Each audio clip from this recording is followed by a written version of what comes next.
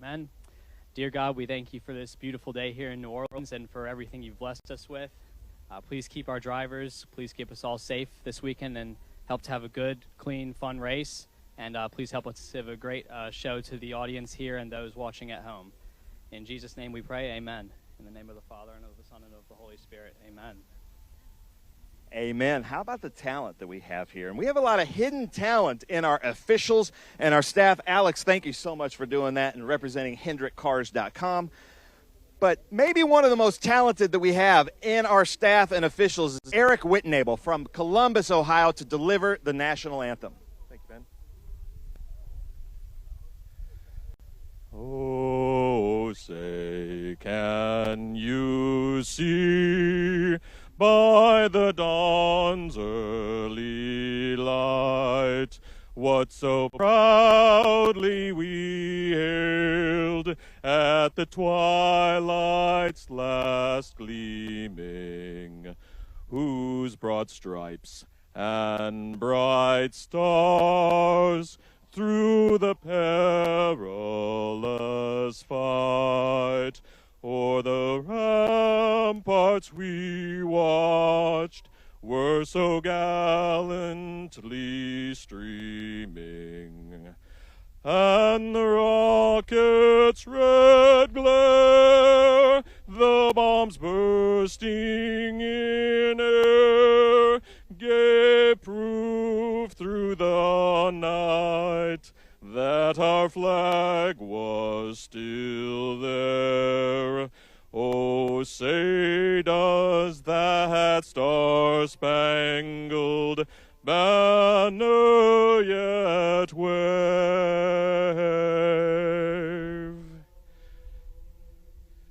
o'er the land of the free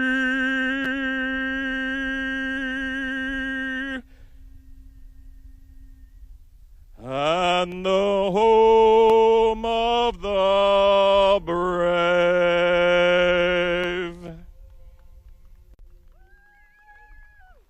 Eric, that was awesome. Nice job.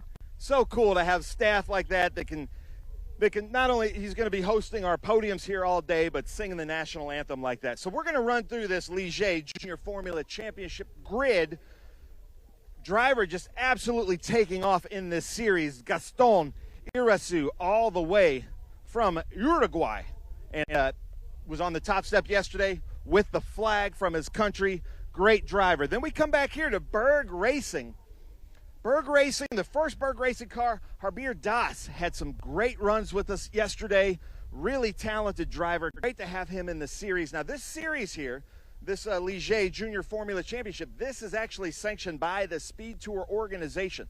These are the older F4 cars built by Ligier, and just such a great platform. We've got these Honda engines serviced by Mountoon, and Drew Such, very good driver, another with Berg Racing. So Berg Racing, somewhat new to the series, has a 2 and 3 starting here. Really talented driver, great team, really fun to have them here. The car I really want to talk about, and the driver, Max Mokaram, you can see here, he's on the stickered brand new hand-cooked tires.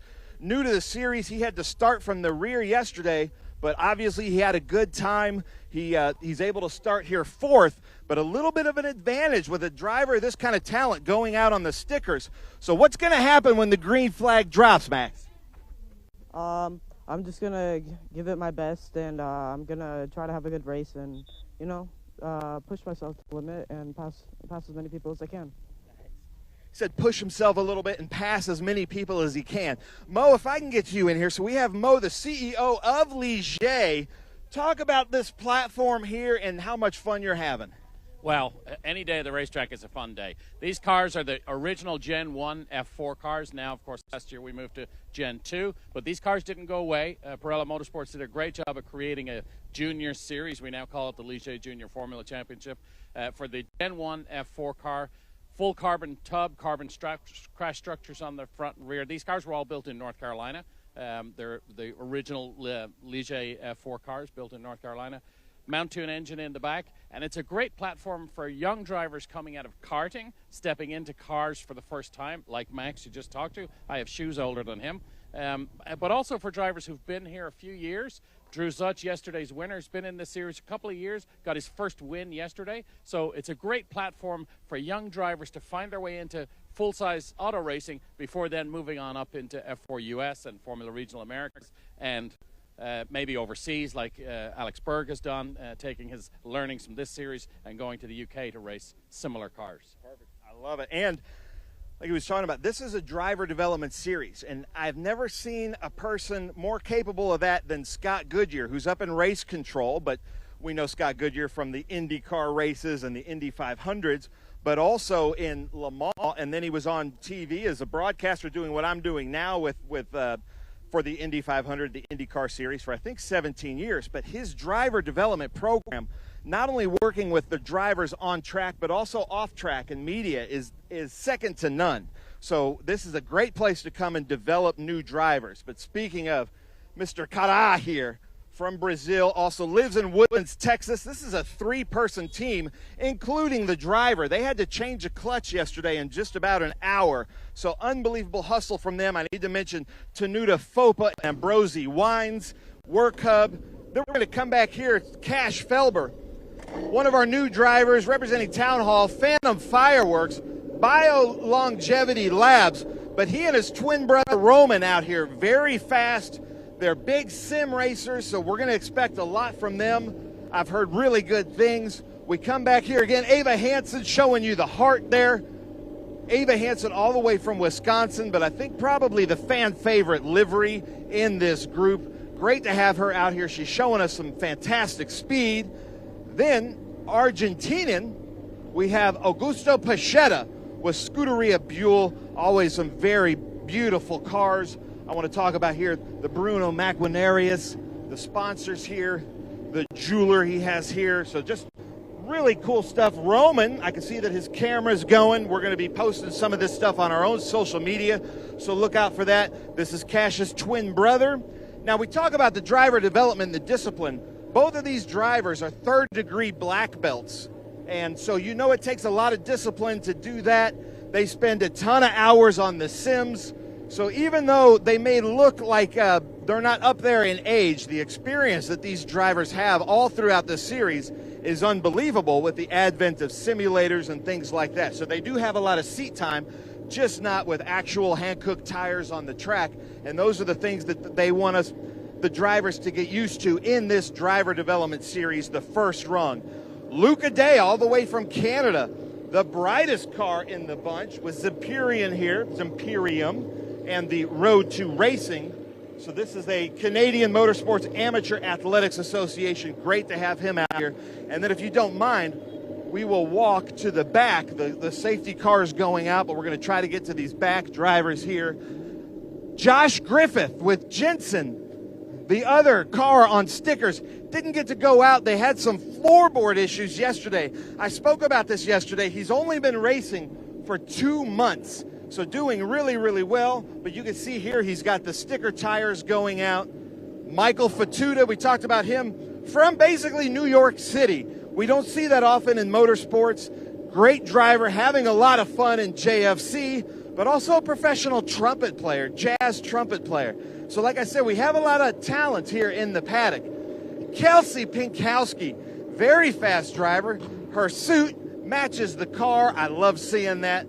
But also, she's run with us in SpeedTour events. She's from the New York area. She ran a Mini Cooper, a vintage Mini Cooper with us at Watkins Glen. Had a great time. She's in good hands. And then Zach Murray, all the way from South Africa, coming out. He's flying back and forth, South Africa, back to here with Jensen Motorsports. Excited to see them, but Ralph, they're taking off. I'm going to send it up to you in the booth, Ralph. All right, Ben, you've run out of cars to talk about. Great job down there. I've got a couple of guys who have joined me up here in the booth. We've got Patrick Woods-Toth up here with me and Caleb Campbell as well. Caleb's going to be racing with us here a little bit later today in our F4 championship, right, Caleb? Yes, that's right. Yeah, okay. And Patrick is your driving coach? Yes, he is. Okay. Who's your announcer coach? You are going to be for Me? the day. Oh, you're in trouble. Hopefully your driving coach is better than your announcing coach here today. All right, we're getting set for the 2025 Ligier Junior Formula Championship, Race 3 of the opening weekend for this series. And we're going to take a quick break while they're warming up the cars, getting lined up behind the pace car here. And we'll be back racing here at NOLA Motorsports Park live on Speed Sport 1. Stay with us.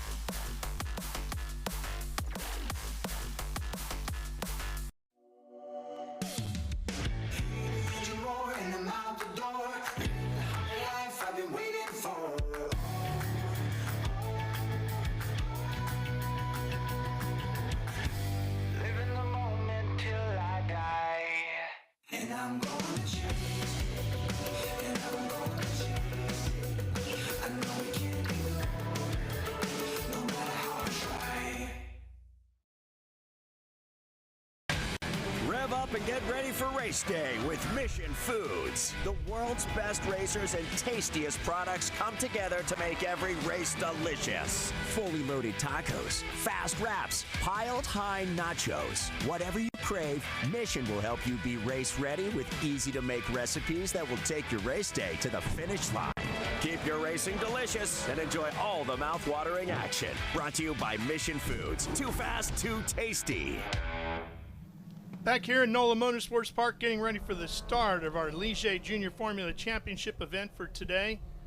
So, Caleb, yesterday everybody got 2 races, plus we had weather to deal with. It's overcast today, but it looks like it's going to stay dry and you only get 1 race. So how do you approach today differently than yesterday? Well, it's looking pretty dry right now. Like, no rain has come out yet, and it wasn't raining last night, so I'm thinking that people are just going to try and push as hard as they can for the final race of this of the weekend, and yeah, see how everything goes. Patrick, it does look like, though, we have some remaining patches of water, some mini ponds out there. This place just is not drained. Yeah, well, we are in the swamp, so the water is extremely high. It doesn't drain, and it'll probably sit there for a couple of days, so we got to watch out for that. Yeah, I saw somewhere in the news this morning, somewhere in Louisiana, somebody had a 9-foot alligator wander into their house. So, yeah, we are definitely in the swamps. And fortunately, our broadcast booth is on the 2nd floor, so probably no 9-foot alligators up here today. All right, so it's a standing start, Caleb. What are you focused on right now? Well, in the F4 car, we're not doing the standing starts this round, but just stay focused on the lights. As soon as they go out, drop the clutch, full throttle, go, go, go. I had one driver up here, Patrick, telling me yesterday, you don't look straight at the light. You kind of want to keep it in your peripheral vision. You want to look where you got to go, but the lights are extremely important as well. All right, here come the revs. Watch them go red, then they're going to go out, and we go racing. We're underway here at NOLA Motorsports Park. Screaming away, headed to turn number 1. Everybody fanning out. 3, 4 cars wide. Looks like 3 wide at the front. On the inside is the 42 of Gastón Irazú, but he's not going to be the first one there. Instead, it should be the 46. Is that Maximo Cará who's going to get there first? That's a great start for Max. I think he was on the 2nd row with new tires, so what a start. Maximo Cará out front. The driver from Lebanon. Oh, locks it up there, Patrick. Really tough now with the cold tires. I mean, a little bit of a wet track, but he seems to be handling it well. Yep, that opened the door to the inside, Caleb. Here comes the 42 machine of Irazú up the inside, making the attempt on the pass and got it done. Yeah, that was a nice move by him.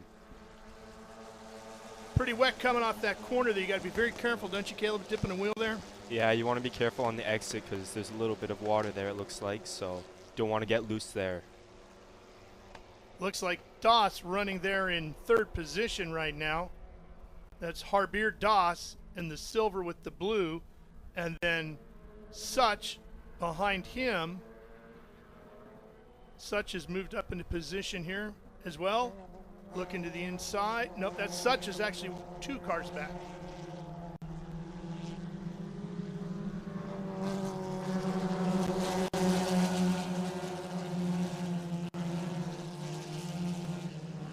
First lap getting completed now as we swing back out onto the front straightaway. Long front straightaway. Time to catch your breath, Caleb? Yeah, a little bit of a break heading into turn 1 there. Got to get that focus right back to what's coming because we're headed to Cube 3 Architecture, turn number 1 in a hurry. So it's Irazú, Mokaram, Doss, Cará, Such. That's your top 5.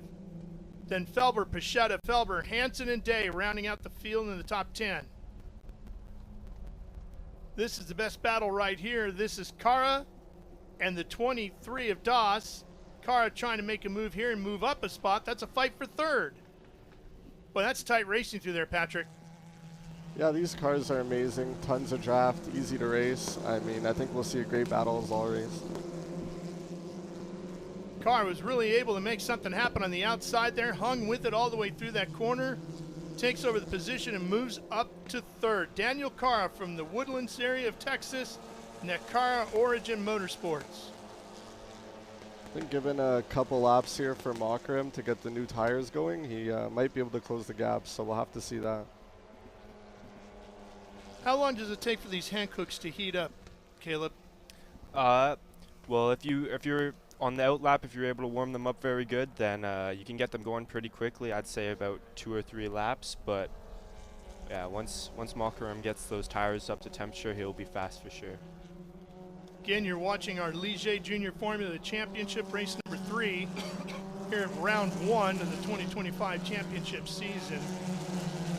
This is the Ligier JFC 416 chassis. Everybody gets 2 sets of Hankook tires for the weekend. So if you got stickers left, you're running them now.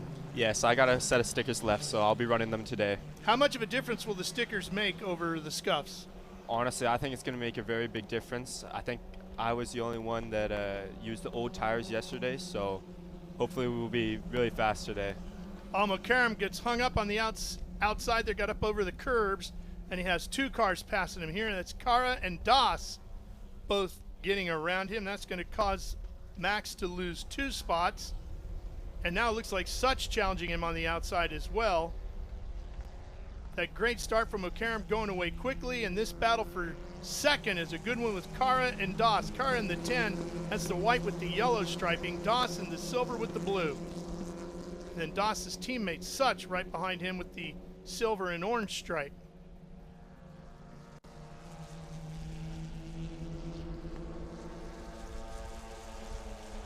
That's going to shuffle Max Mokaram all the way back to about 5th after taking the lead into turn 1 at the start of this race, but he had a much rougher day yesterday, finishing outside of the top 10, so this is going to be a huge improvement for him.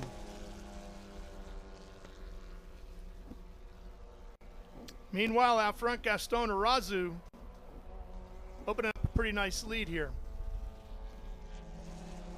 Patrick, how much can you talk to the drivers on the radio during these races, or since we have younger racers here, do you give them more quiet time? Well, you can talk throughout the whole lap, but honestly, it's just the important stuff. How much time is left? If there's cars around, but the driver needs to focus and do his job. Well, we got 24 minutes and 30 seconds remaining in this one. Opening race of the day live here on Speed Sport 1. Mokaram trying to make a move here, working that draft a little bit if he can. Not going to happen on the inside. Doss trying to fend off Irazú here.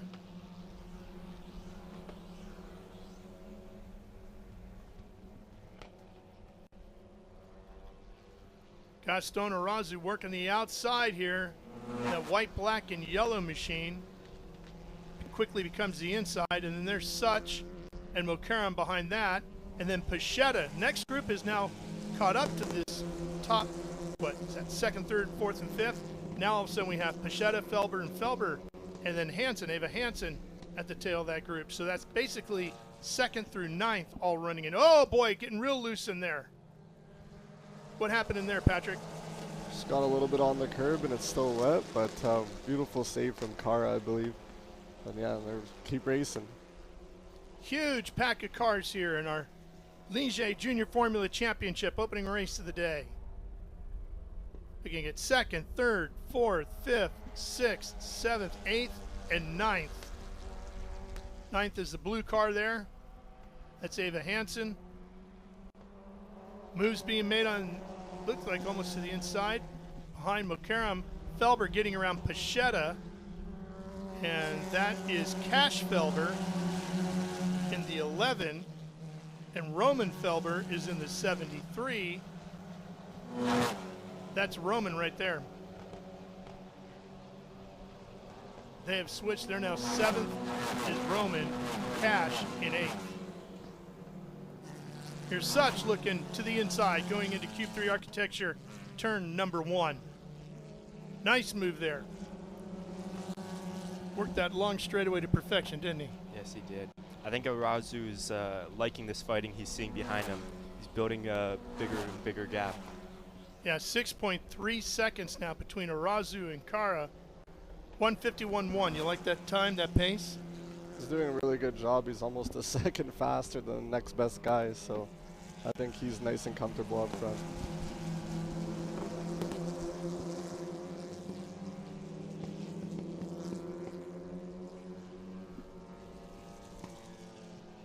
These cars with a 160 horsepower Honda Civic Type R 2-liter engine.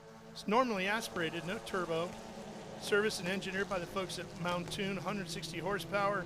But without the driver, the car only weighs 1,235 pounds. Great performing race car. Das getting a lot of pressure from Mokaram behind him. That's the silver with the blue and the blue visor. Mokaram in that black 46. The yellow on the airbox. Such had a good day yesterday. He's putting together a good weekend here. Caleb, when you have 3 races, 2 on one day and then third on the final day, you can, I don't want to say necessarily have a mulligan in your weekend, but you can work through the process if you have a bad opening race and really capitalize the final 2 to keep yourself in the points. Yeah, exactly. You got 3 races, you got 3 opportunities, there's tons of time. Oh, problems here for the 2 car. That's Griffith. Josh Griffith out of Atherton, California. The Jensen Global Advisors backed entry, Team Jensen. It's a good thing he got that restarted. That would have been a tough yellow for Irazú, but we keep going. Here's Pachetta making a move inside of Das. Pachetta in the red and white. Augusto Pachetta out of Argentina. Scuderia Buell entry. And Felber trying to challenge as well. That was a battle there for 4th.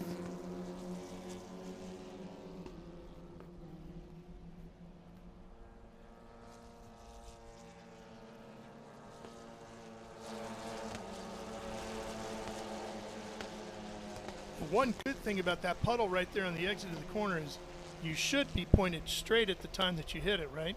Yeah, that's correct. Yeah, you don't want to be turning when you're hitting those puddles. Wouldn't be the best.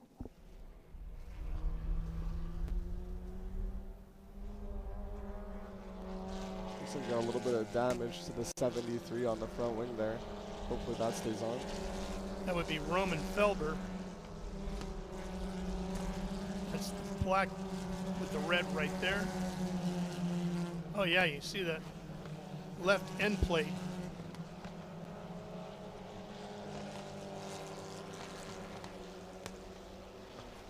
No problems for Irazú. Out front, cruising.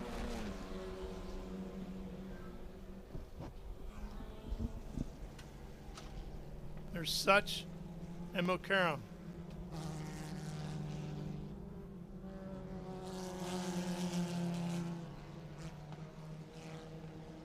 Karam lives in Fairfax, Virginia, but runs the Lebanese flag on the side of his car. Momentum Motorsports entry.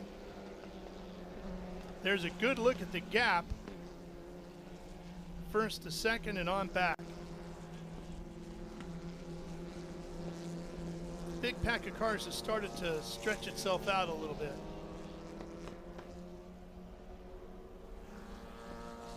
They've got 18.5 minutes left. Battle here. Such still holding off Max.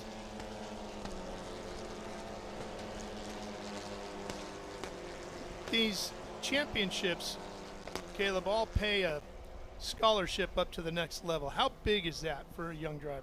Oh, it's very big, especially with if you're struggling a bit financially, it helps out a ton. And what race car driver isn't, right?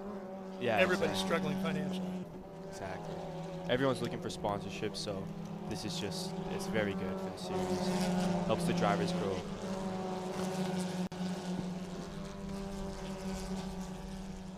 Patrick, how do you feel as a driving coach about the ladder system that's been set up over here with our Ligier different series? I've been quite fortunate. I raced 2 years in this series, and both this JSF4 or the JFFC now they call it. That was my first year, and then I did my second year in Formula Regional because of the scholarship that I actually won in this car. So I wouldn't be here without the system, and it's been doing great things for lots of people that have passed before me. You know, a couple IndyCar drivers that passed through the series, and other people that did well in sports cars. So, you know, I think it's crucial. Without that, a lot of people wouldn't be able to progress. There's a handful of other ladder series out there. What makes this one better than the others? Well, that's a tough one. Better is a big word, but you know, ladder systems in general, they help you progress, and that's the important part. I think this one, the main selling point is the fact that it's an FIA series. You know, you have F1, F2, F3, F4, and you know, that's really cool to be able to follow that ladder. But yeah, it's really cool to be able to win a championship and then have the majority of your next year paid. That helps a lot in racing. And you get racing like this when you're here. Look at the competitive nature of these two right here. Max McCarron had a rough day yesterday in his 2 races, fighting for a spot here with Such to get on the podium here in this Sunday morning finale to the weekend for the Ligier Junior Formula Championship. That's the kind of racing that makes you a better driver going forward. Yeah, this car is amazing. I don't think I've ever seen a boring race in this car. What is it about this car that's so good, makes it so competitive? Just simple. It just works. It works good, creates good battles.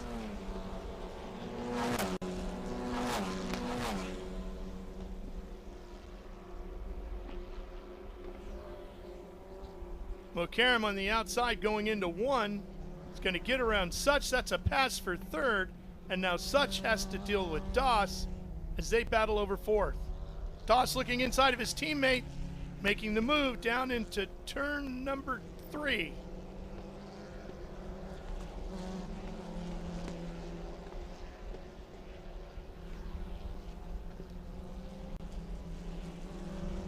Doss moves up a spot.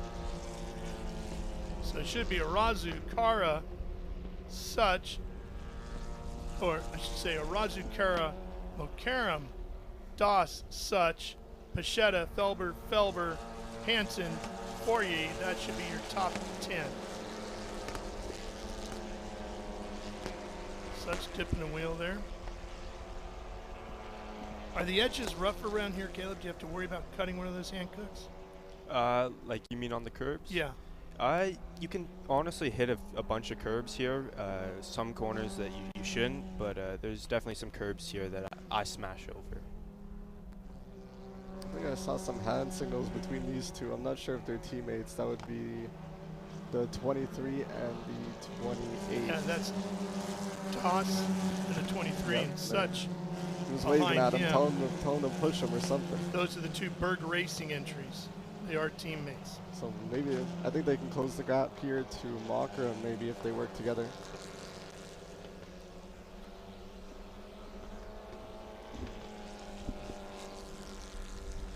inside of 14 minutes remaining here. Boy, once Irazú got out front, he has been checked out and gone. Up to almost 7 seconds now, the gap between first and second place.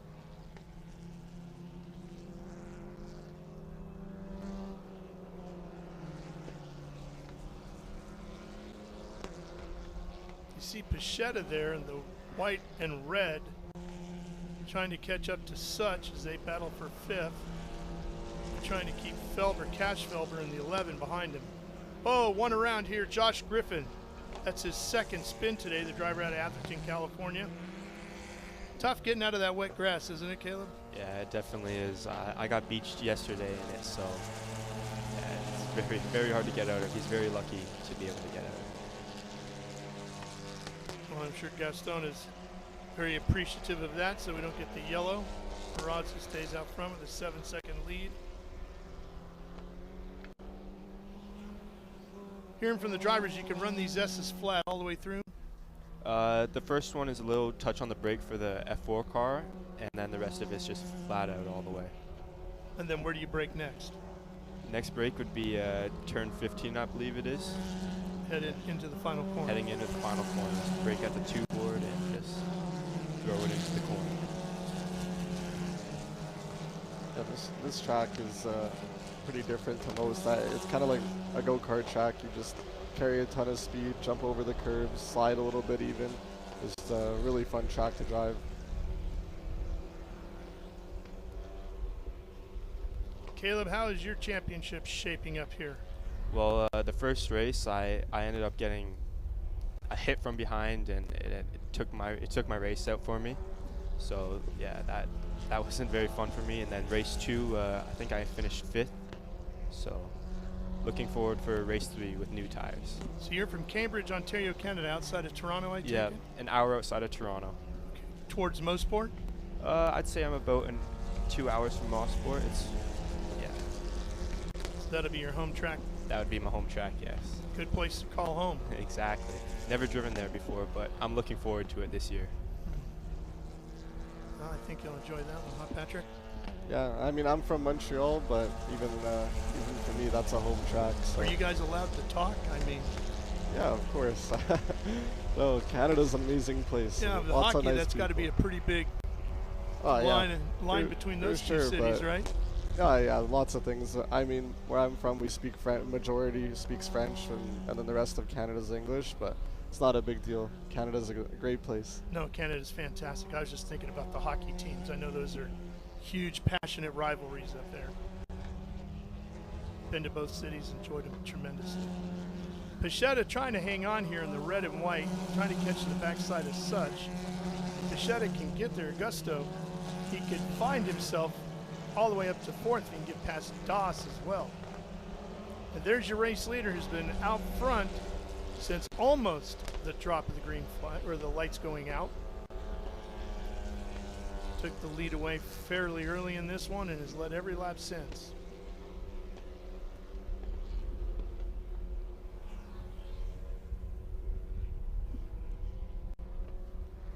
Patrick, I saw you got a Run Fellows driving school jacket on there. You instruct there as well?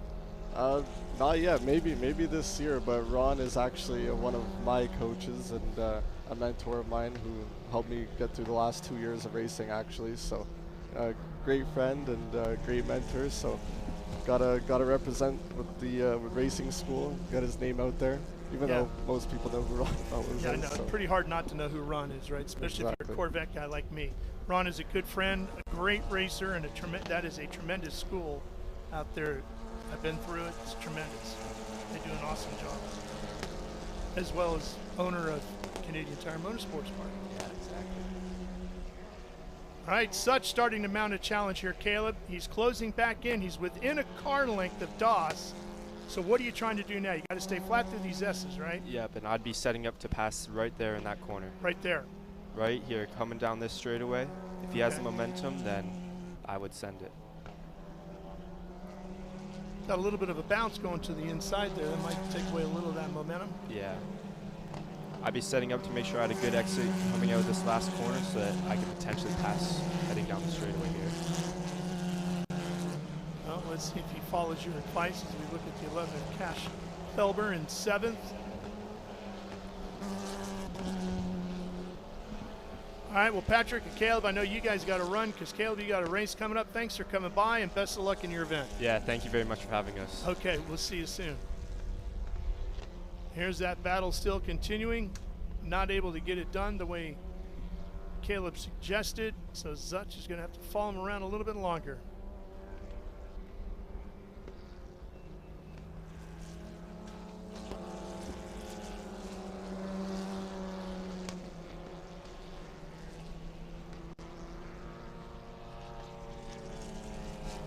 Looked like a little bit of a slip out of the rear side of the 23 there of Doss. Such not close enough to capitalize on it. Coming up on 8 minutes right now remaining in this one.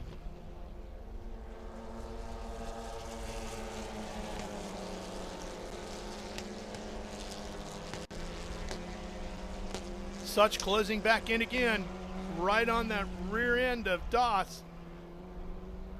They both push the pedal all the way to the floor, wide open through these S's here in NOLA.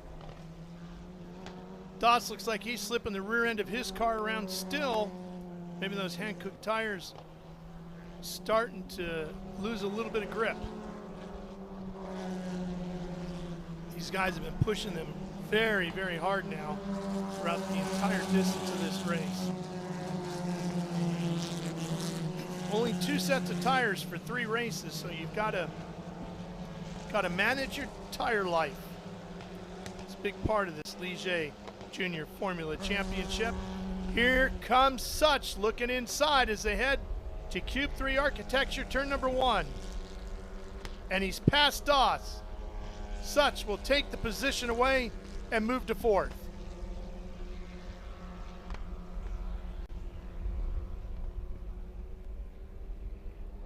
Doss now stuck up underneath that rear wing of Such. And Pachetta, there's the nose of Pachetta's car, the red and white machine, number 27. The driver out of Argentina, Pachetta, see if he can make something happen here. Irazú, Cará, Mukaram, all 1, 2, and 3 out front of these 3 battling here for 4th. Such now starting to pull up a little bit of a gap. And it's Pachetta and Doss battling back here for 5th. Working towards the backside of the racetrack now. Headed into the S's. There's the corner you got to touch the brake, as Caleb Campbell mentioned, and then flat out all the way through here.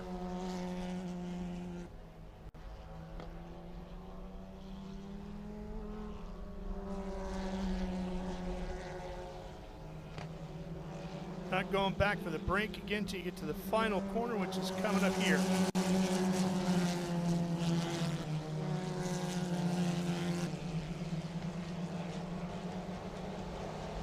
Inside of 5.5 minutes now.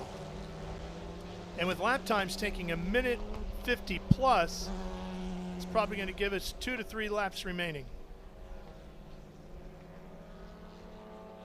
See one car exiting the racetrack down pit lane.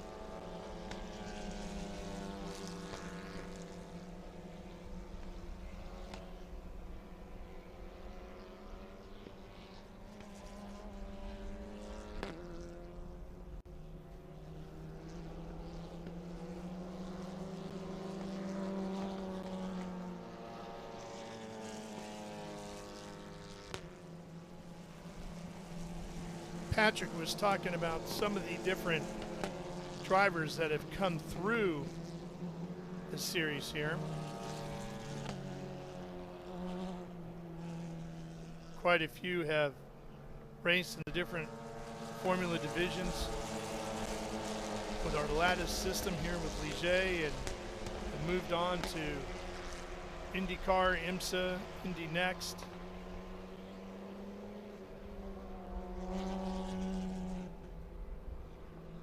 Drivers like Kyle Kirkwood and David Malukas, Kiffin Simpson, Christian Rasmussen, Nolan Siegel, Jacob Abel, Linus Lundqvist. all spent time through the ladder systems here, gone on to greater things. So who knows? Maybe Irazú right here in the 42. The young driver Gastón Irazú out of Uruguay. Champagne racing entry might be one of the next.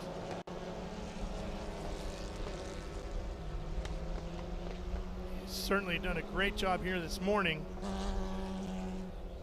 with inside of 3.5 minutes to go. 7+ second lead. Grabbed that lead away from Maximum Karam early and then checked out on the field. Managed his tires very well, kept the race clean, hasn't abused the car. Look how it's still very planted through those tight corners. Stays out of that water and then fast down this back section of racetrack. Such, Das, Pichetta still 4th, 5th, and 6th. Then it's the two Felbers with Roman Felber in front of Cash Felber. They're running in 7th and 8th.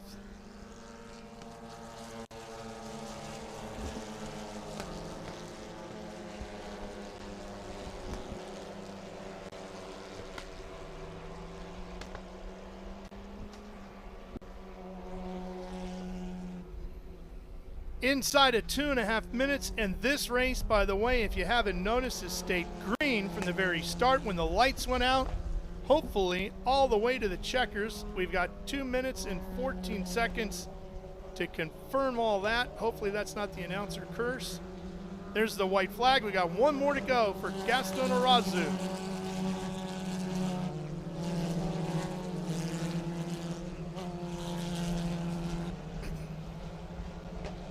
7.5 second lead over Cará right now on this final lap. That's Cará right there. Driver out of Texas. Cará Origin Motorsports entry. Tenuta Fopa Ambrosi Wines and Work Hub sponsoring Daniel Cará.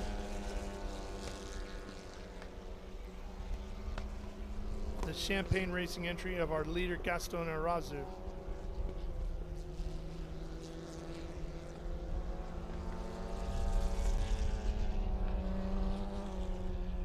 Final trip through the back section of the racetrack for our top three.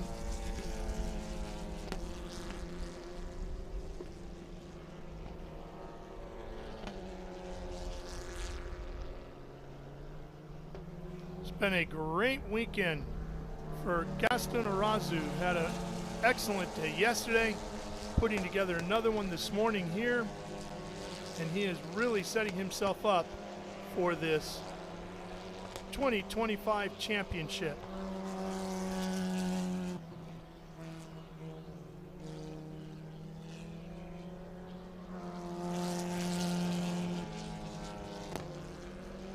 Cará was on the pole yesterday.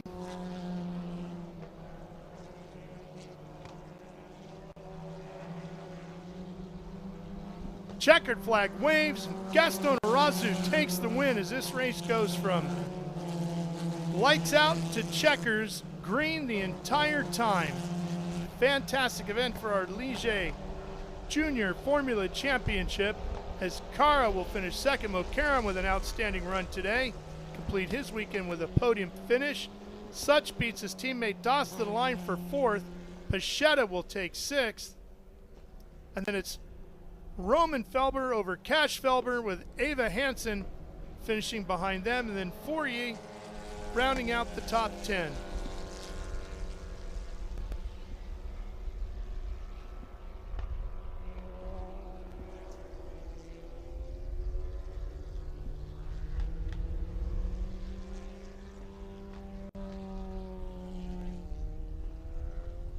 There's a look at your top 10 as we wait for the cars to make their way back around. Ben Cissell will have our interviews with our top finishers.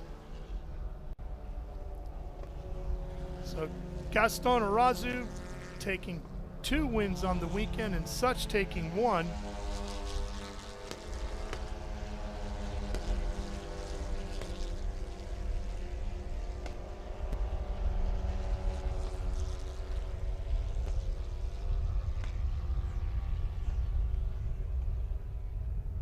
We got more racing action coming your way live here on Speed Sport 1, so stay with us as you look through the rest of the race results here.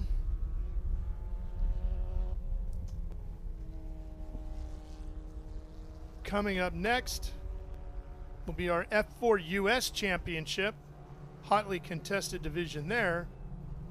And then we will wrap up our open wheel coverage here on Speed Sport 1 with the FR America's Championship finale for the weekend here at NOLA Motorsports Park. Big field of cars there.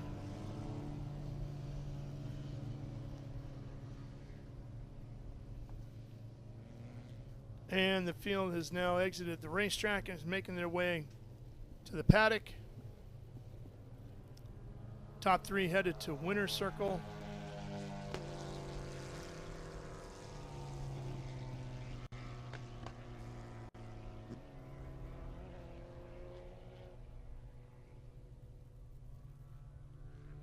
It's a good look down the front straightaway. You see our tower just to the far right there. That's where we are, just inside of that window. And you see the event center, the far end of the front straightaway. Beautiful facility inside of there. Great for corporate hosting at race events.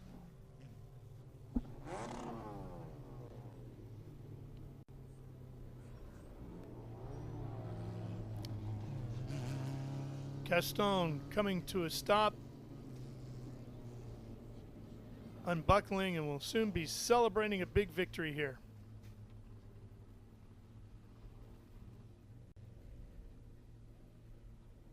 Here he is and celebrating. All right, Ben, I know you're down there. Take it away. Let's hear from the winner. Well, thank you very much, Ralph. I'm here as he's congratulating his team, but something I want to point out, what a great start for the Formula Junior Championship on Speed Sport 1. We go from lights out to checkered flag. Unbelievable. Gastón, let's have you come over here so we can talk about the Ilia Group, ANCAP, Bally Energy Drink. This is Gastón's second win of the weekend in the Ligier Junior Formula Championship. So Gastón, all the way from Uruguay, how was your race out there? Tell the fans. Well, it was a very great race. I can do a big difference in the first 2 laps, so I can win, and so I'm very happy. Nice. Now, say something to all the fans out there in Español. Bueno, fue una buena carrera. Pude hacer una gran diferencia en las primeras 2 vueltas, así que nada, muy contento. Felicitar al equipo que me dio un muy buen auto y nada, vamos por todo con la siguiente. Nice. I love it.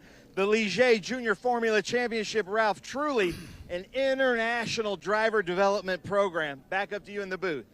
All right, Ben, thank you. There's Max McCarron out celebrating with Mo Murray from Ligier.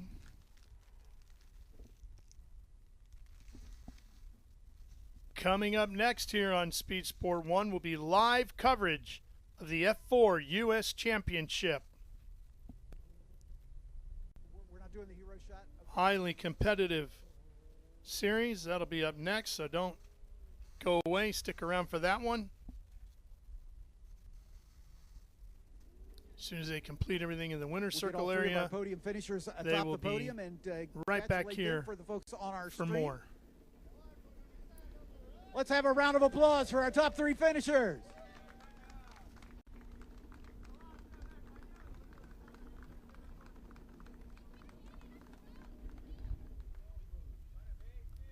And the celebration. All right, we're going to step away while they wrap up the winner's circle and we get the next set of cars out on the racetrack here at NOLA Motorsports Park. For Ben Cissell, I'm Ralph Shaheen. Congratulations to Gastón. And we will be right back for more from NOLA Motorsports Park here on Speed Sport 1.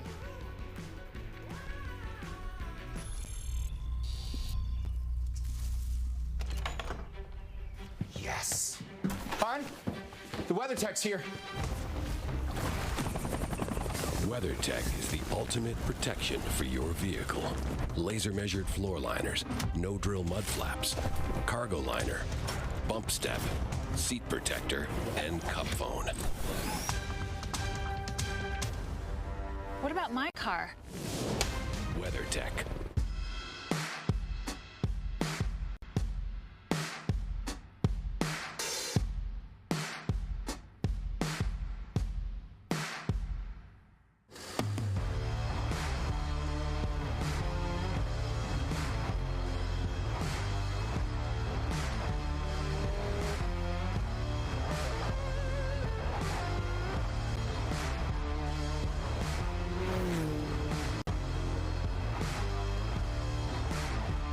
Hawk Performance packs 100 years of friction dynamics into every product.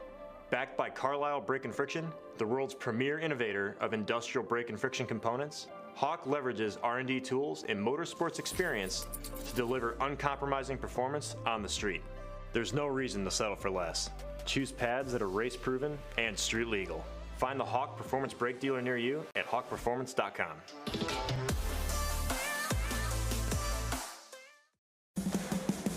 What does it mean to be built with Summit? It means you're hitting the autocross, drag strip, road course, trail, dirt, or open road with confidence. Because built with Summit means you're using parts from the top names in performance, priced to make your project affordable. And it's all backed by trusted tech expertise and blazing fast shipping. Summit Racing Equipment. Let's build it together. SummitRacing.com.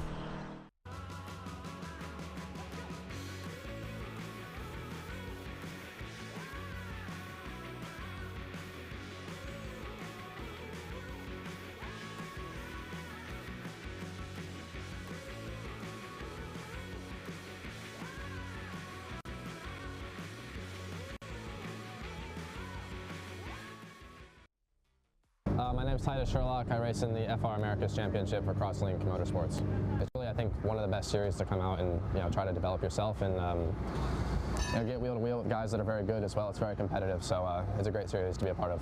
The goal is definitely to win the championship this year. Had a rough year last year. I think we should have been definitely closer to the championship than we were, and the goal is definitely to win. There's going to be a lot of fast guys here as well, so it's going to be tough, but that's the goal. Yeah, the split between the teams ultimately doesn't change, my job. I just come here to try to win races and do my best. So everyone I was friends with before, I'm still friends with. Now we can't say as much to each other, like after sessions and stuff, but we're still friends. I guess you could see it as a good in a way. Now that there's kind of, instead of one big powerhouse, there's two teams, and there's actually, this year there's more teams joining as well. So there's a lot of drivers spread between, 4 or 5 different teams that are quite competitive. So I think it's a net positive for everybody. My goal is still to win. It doesn't really matter what happens before. Anything can happen on race day. So the goal is always to win, and then if that's not possible, do your best and try to score as many points as you can. I believe in myself, and even if there's a tough day or a tough weekend, I know I can bounce back and perform at what I know I'm able to do.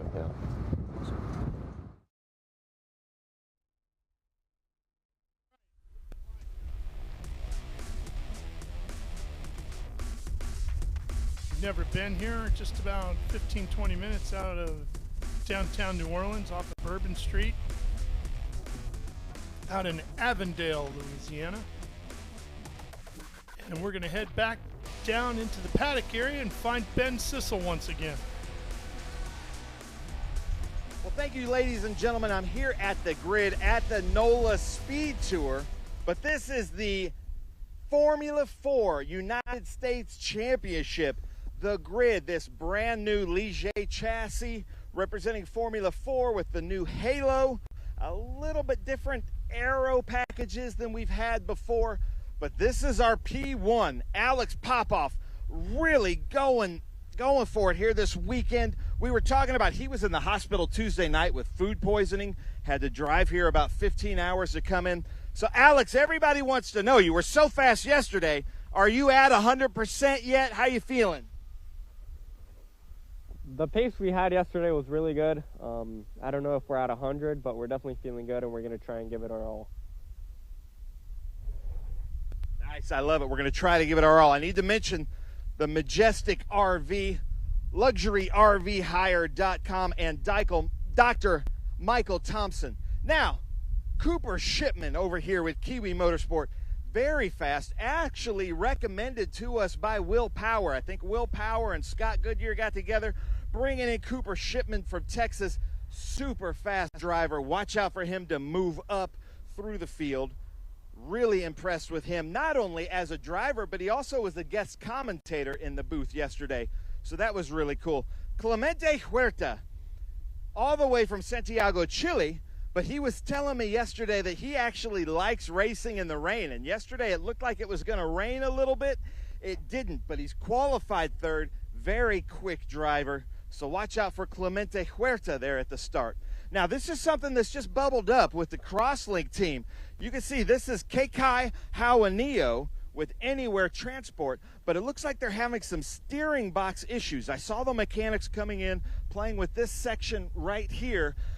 I don't know if Kekai was saying something before as he was coming in, but there was just a little bit of play in the steering wheel. The Crosslink Motorsports is going to be able to fix it. Looks like they're going to get him out there going really fast. But right now, Nicole Haverda is here in the grid with us. She's going to be out in the Formula Regional Americas Championship, currently in the F1 Academy. Are you having fun here at NOLA Motorsports Park? I don't know, rough weekend to be honest. I'm losing my voice.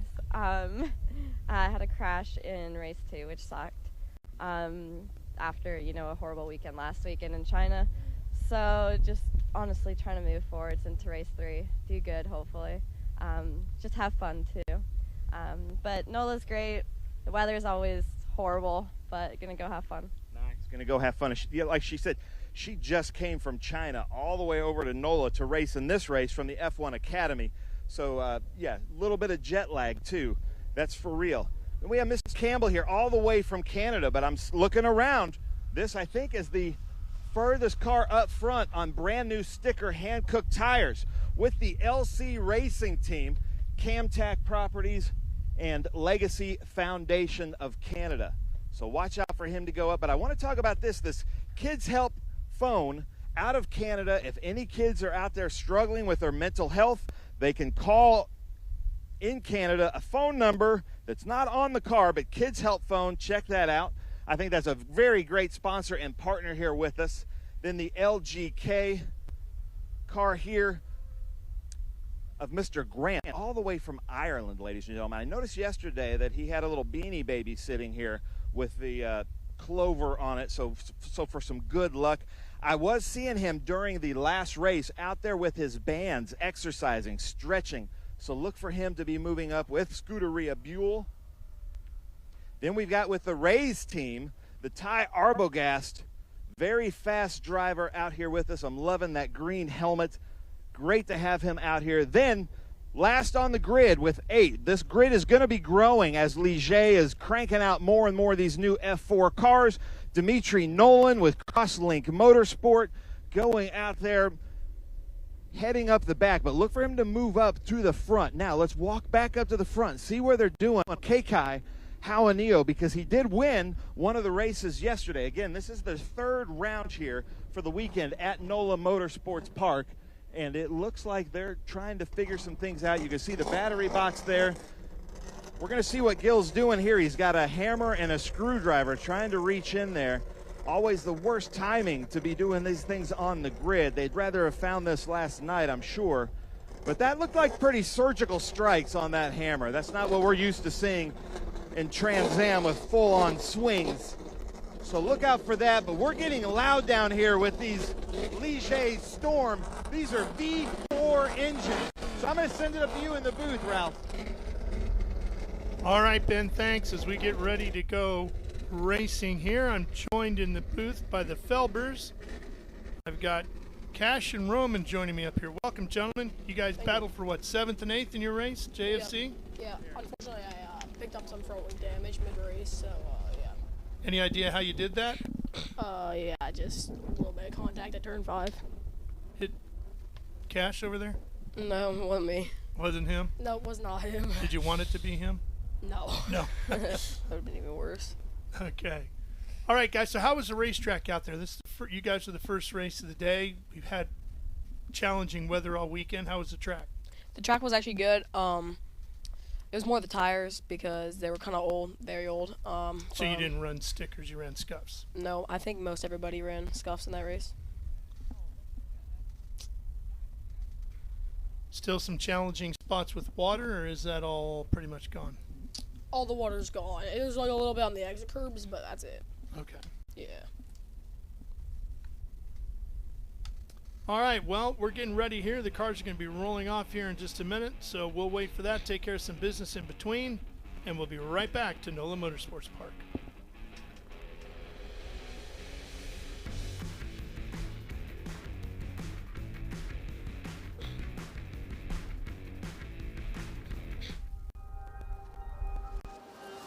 How good is this? Look at this view from Losowski.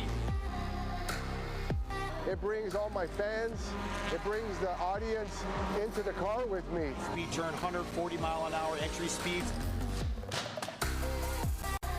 The quickest and most efficient way for me to get information to my drivers is from using the VBox HD2 system.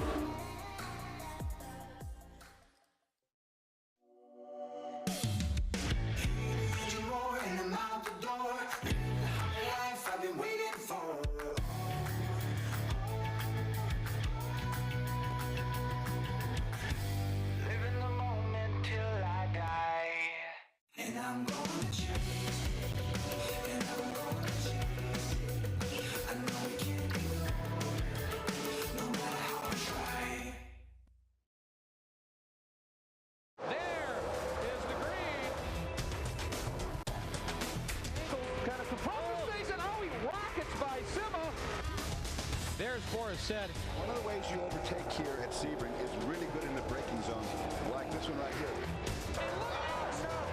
Both go around. There's the green. We are back and at it.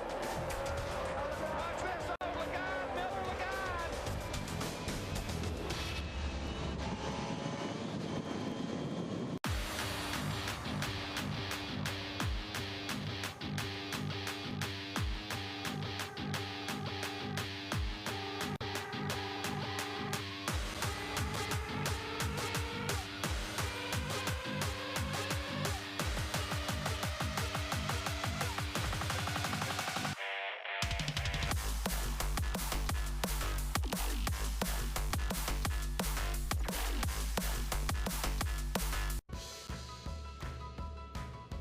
Back live here on Speed Sport 1 at NOLA Motorsports Park, getting ready for the F4 U.S. Championship event to take place. Their third and final race of this opening weekend here at NOLA.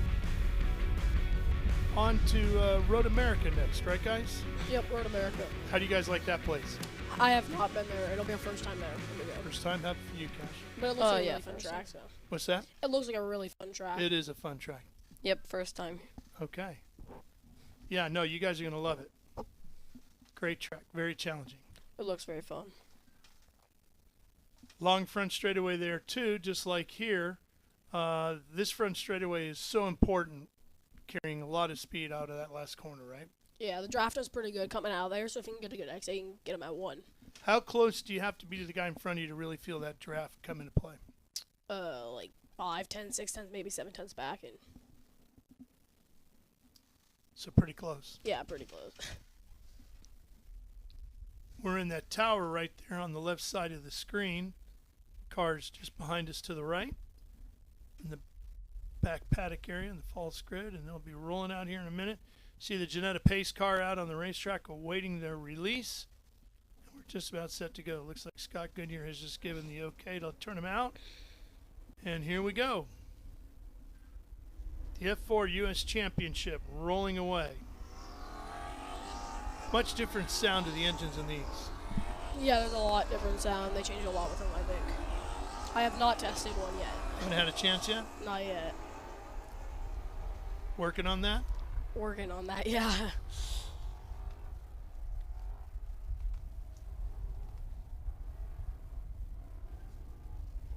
So a lot of these guys train for this by utilizing sims. I know you two guys are big sim guys, right? Yeah, we drive on iRacing a lot. I have 5.2K iRating in sports car, and Cash has 6.2K iRating in sports car. Okay, for those that maybe are not iRacing folks, what does that mean? You're It's pretty just, good? Yeah, we're pretty good. It's just how much you drive in the sim. You do like license racing and stuff to get your license up. And then, yeah, the higher you are, the probably faster you are, because you've been driving for longer. Have you beaten anybody of note? Sim racing and iRacing. See Dale Jr. out there anywhere? I did not. No? He's probably hiding from you too. Probably knows you guys are pretty quick. Yeah, he's probably scared of us. I wouldn't blame him. Here's a look at our starting lineup. How old are you two, by the way? 14.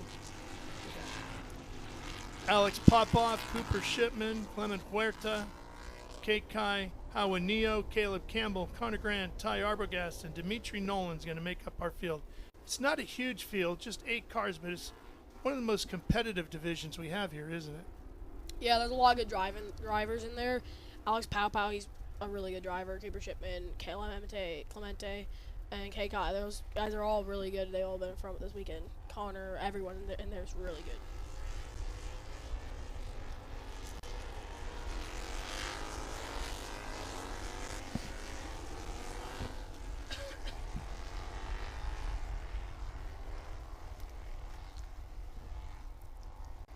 Well, we're hearing from our camera crews stationed around the track that there is a little bit of moisture in the air all of a sudden, so that's unfortunate. We'll see how that plays out here.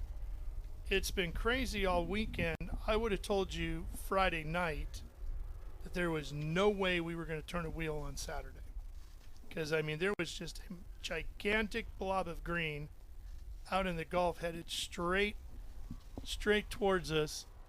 And it looked like it was just going to wash everything out here. But as it got closer to New Orleans, it was splitting, and half of it would go to the north and half would go to the south. And we got a little bit of rain late Friday night, early morning, but we were dry all day. Now today, as I looked at the weather, there was nothing out there.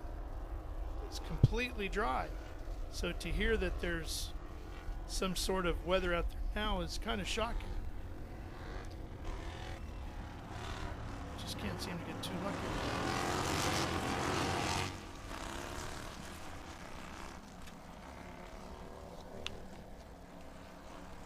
Here we go. Pace car is off.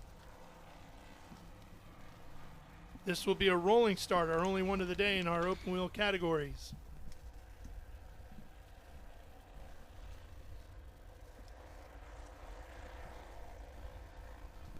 Waiting.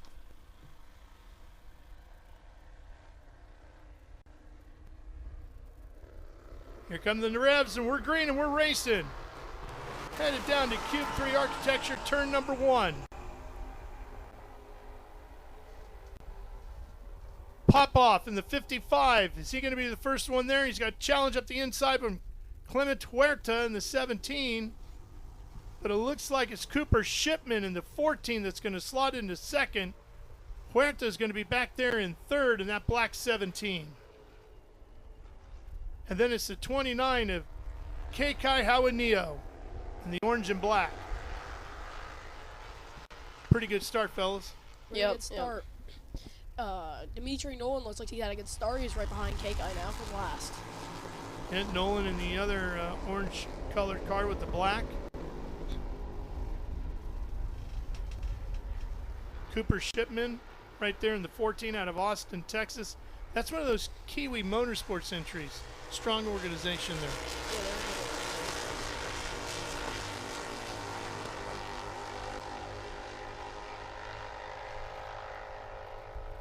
Everybody's talking about you got just tap the brakes going in that first part of the S's and it's flat out all the way through, right? Yeah, just a brush of the brakes. This race was a little bit more sketchy through there. There was less grip, I felt. So, yeah, we were heading on a little bit hard. Shipman looking around, trying to fill up those mirrors.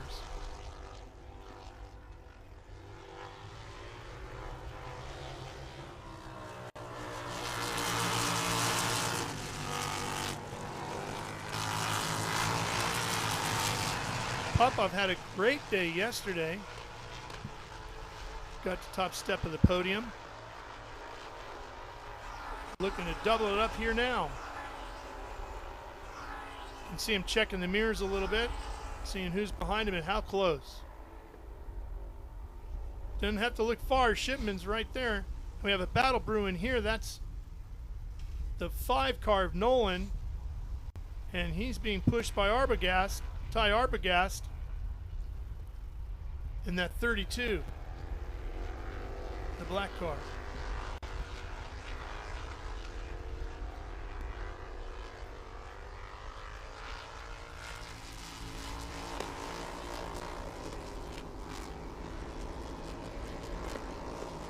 Well, any moisture that's out there doesn't seem to be impacting the traction on the track right now. No, it doesn't look like it.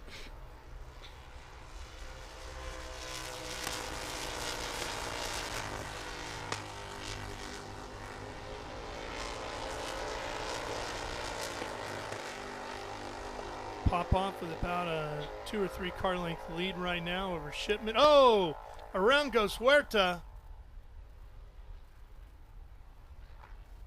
Good save by him. What did you see that he did wrong there, Cash? Probably just rolled a little bit too much speed in, hit the bump, and it just spun him. Yeah, the S's are very bumpy, so. Now, Roman, there's a couple of big bumps around here. Which one gives you the most headache? Probably the one in the Irazú, a little bit off the line. You're bottoming a lot there. Let's take a look at it. Watch Huerta in the black car.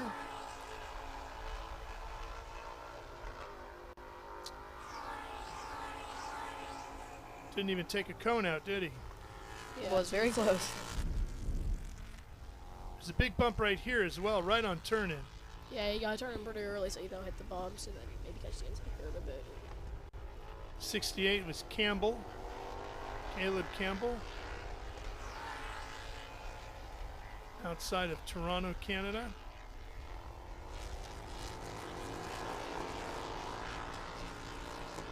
We've been talking to all the drivers about the scholarships that are available if you win the championships here. That's a really big thing for a young driver working their way up, isn't it? Yes, it is.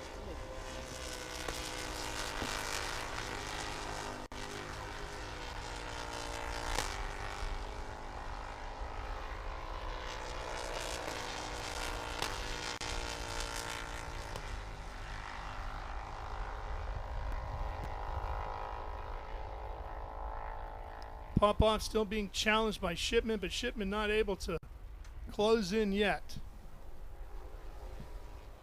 This is that JSF 422 chassis, which debuted on the track in 2024. Has a V4 Ligier Storm engine, produces 180 horsepower. Car without the driver weighs 1,195 pounds. So very good power to weight ratio, very quick handling race car. From here you get the FR America's scholarship. Well, we see them racing next here.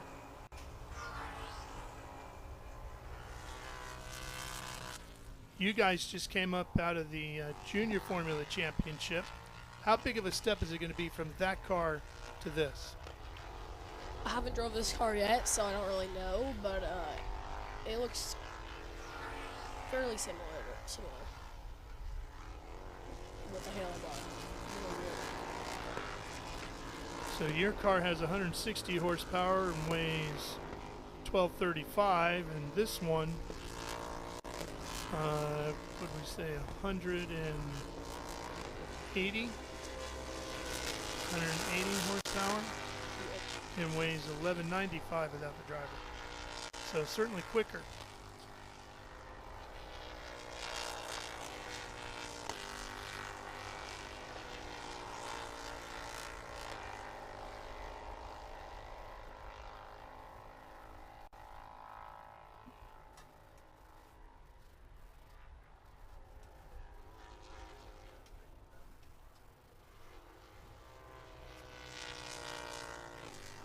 But Popow has had his head down from the beginning on this, but Shipman has been able to stay right with him. I know Alex is probably thinking he's doing everything he can and should have pulled open an even bigger gap now, but Shipman's just not giving him a chance, is he?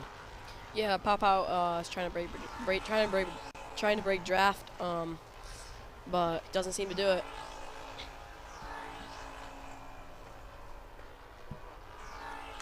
Well, you can see it almost took his hands right off the wheel on that bump, didn't it? Yeah, he hit that bump pretty aggressive this lap. Last lap he turned in a bit early, I think.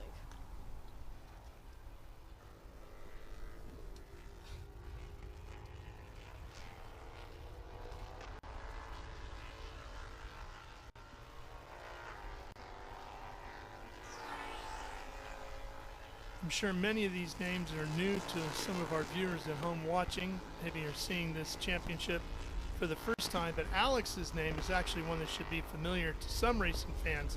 His father was actually a very successful racer himself, competing in IMSA and a variety of other things.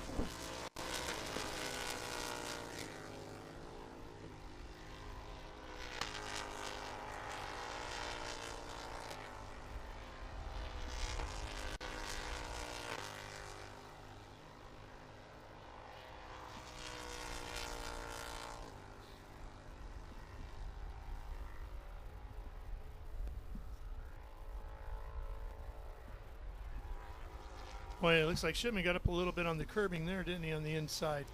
Yeah, you want to hit that curb. It helps rotate the cars over. How do you aim for the curb? Where do you set yourself up on it? Just turn in diesel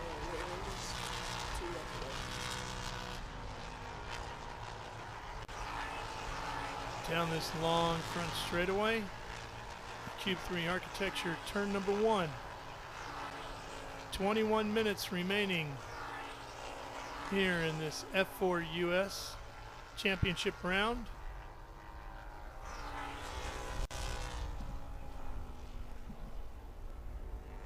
That's a look at Huerta there, who had a spin earlier.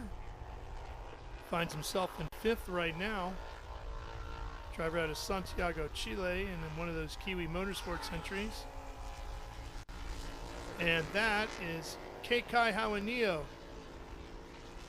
Plant City, Florida driver, racing for Crosslink Motorsports. Holding down 3rd. They had a successful day yesterday in a couple divisions, didn't they? Yes, they did. They had a successful day yesterday. I think he won the first race. Yep. And then I wonder if right now he's having a bit of an issue with the thing that they were fixing for the race. So yeah, it was just talking about the steering. Yeah, I think he might be just trying to manage that.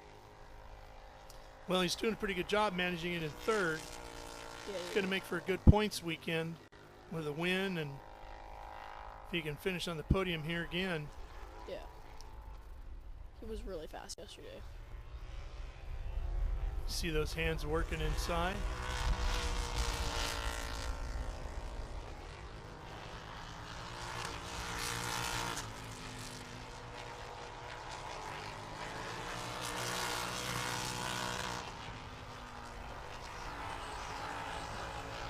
You can still see the leaders. He's got them in sight. Let's see, he is...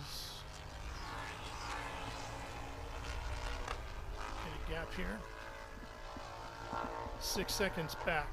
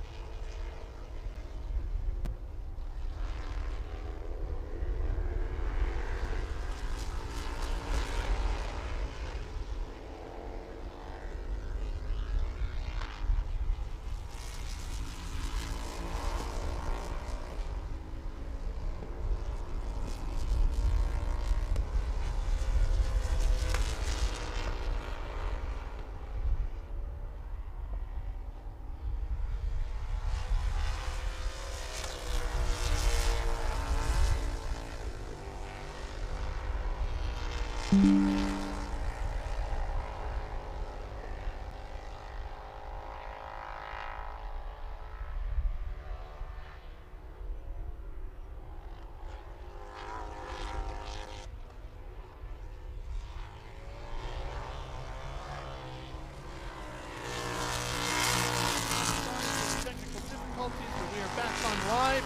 is the final lap, and Alex Popow, coming off the final corner to the checkered flag, is going to hold off Schindler at the line and take the win. This is a pretty good battle going on back here. That's Neo just in front of Campbell. That is a battle now for third. Actually, Huerta is going to get the position at third. Neo is going to get fourth. Campbell's going to get fifth. Here comes Nolan, who's been fighting with Arbogast all day. Grant went out early, brought out a caution. But it looks like Nolan is going to finish seventh, just behind Arbogast. Checker flag for the final car. And our F4 US round number 3, race number 3 of round number 1 is completed. And there's your winner.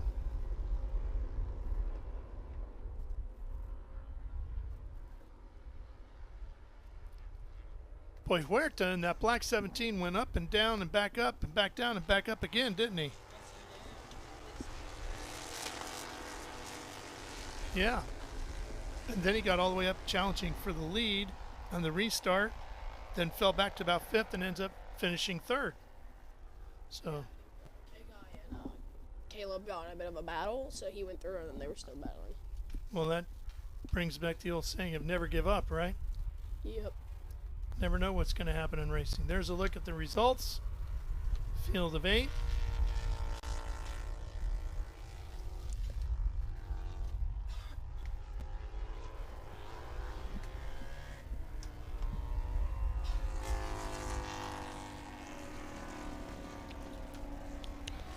They're going to be heading over to the winner's circle area, and Ben's going to be there to talk to Alex here in just a second.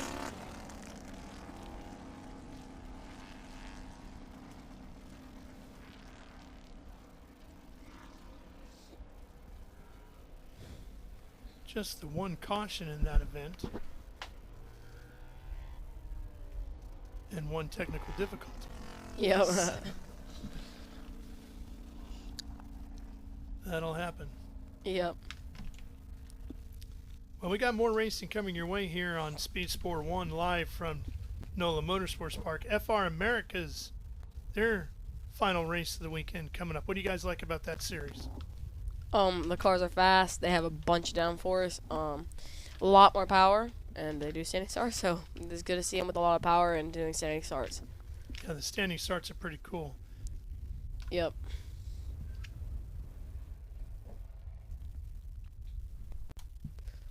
Scan back into the paddock area. You can see the FR America's cars lining up back there to the right.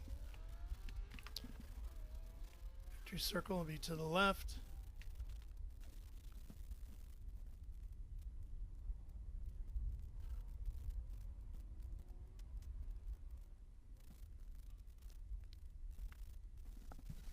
Is Ben ready to go? Sure, they're in the car.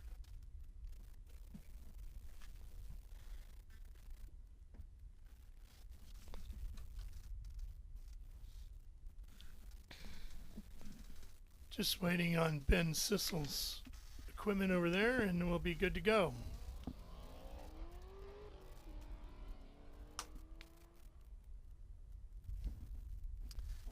So what is the progression for you guys next? Up to what we just saw, right, F4? Yeah, might do that series next. How long do you see yourself staying in the junior championship? I don't know. We'll see. See how it goes.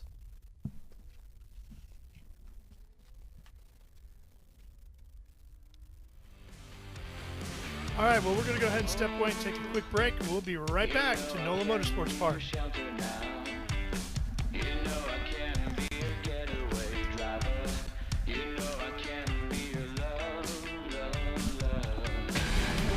up and get ready for race day with Mission Foods. The world's best racers and tastiest products come together to make every race delicious. Fully loaded tacos, fast wraps, piled high nachos. Whatever you crave, Mission will help you be race ready with easy-to-make recipes that will take your race day to the finish line.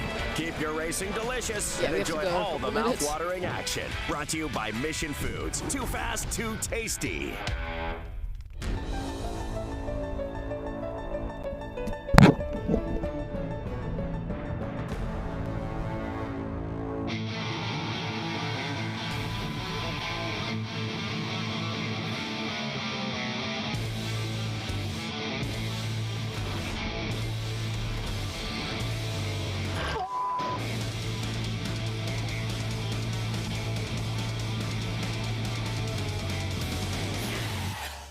Okay, so pretend this is your race car. It's on the trailer, and you have an accident.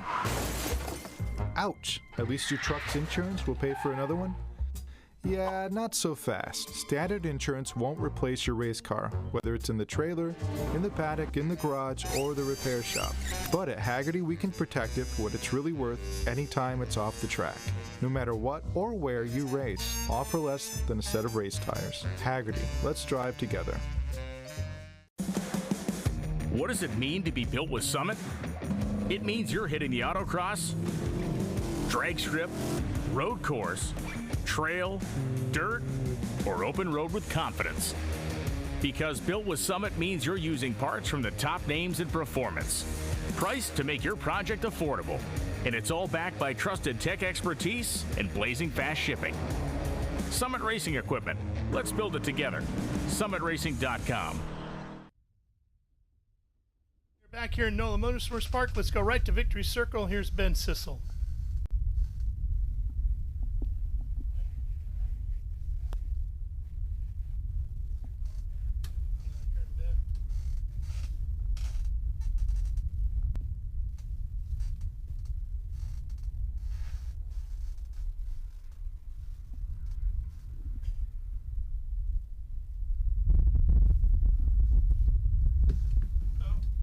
There's a look at our top three finishers here. Alex Popow taking the win. Cooper Shipman grabs second. And Clement Huerta will finish in third here this morning at NOLA Motorsports Park. The series will move on to Road America in May. Big 4-mile race through basically a national park. Beautiful setting over there.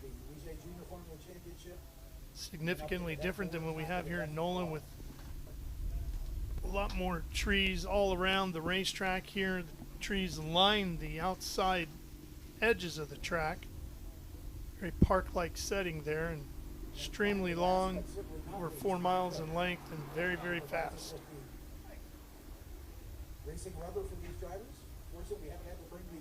On the Hankook tires now as they do the hat dance.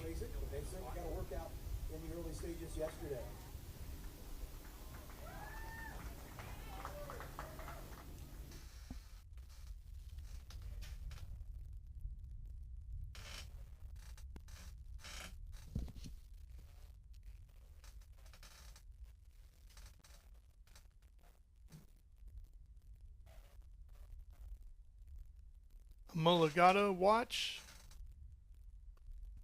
being presented to Cooper Shipman. It's a bonus prize. Celebration. Let's have one more round of applause for Clemente Huerta for his first podium for Kiwi Motorsport. Cooper Shipman, a sweep of the podiums this weekend for Kiwi Motorsport. And 2 wins and a podium for your winner, Alex Popow Jr. Your new points here.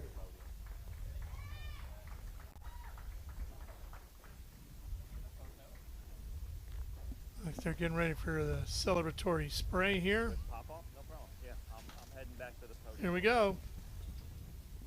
Well done, gentlemen. Thank you so much. Congratulations. One more race to go for us as Formula Regional America is queued up, ready for their finale of the weekend. All right, I'm ready.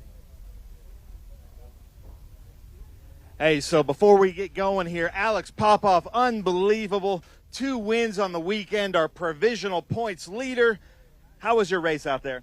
It was good. I mean, we got a good start and, you know, just kept the start from the get-go. So it was from there, just try to manage the gap and, you know, stay out in front. That late safety was a little bit hard on the restart, but we got it done. I mean, super happy with how the weekend went after a rough week. Good way to end it off. Yeah, if you can win 2 races with the health problems you've had this week, that is really good. But we have a lot of Spanish-speaking fans watching this. Can you say something to them as well? Of course. Gracias por siempre apoyar y otra vez con la bandera arriba. Vamos con todo. Well, how about that? Alex Popow flying the Venezuelan flag. His whole family's here watching. They're all smiles. So, Ralph, I'm going to send it up to you because we're about to do a grid walk for Formula Regional Americas race.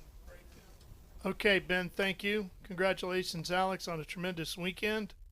See you, Road America.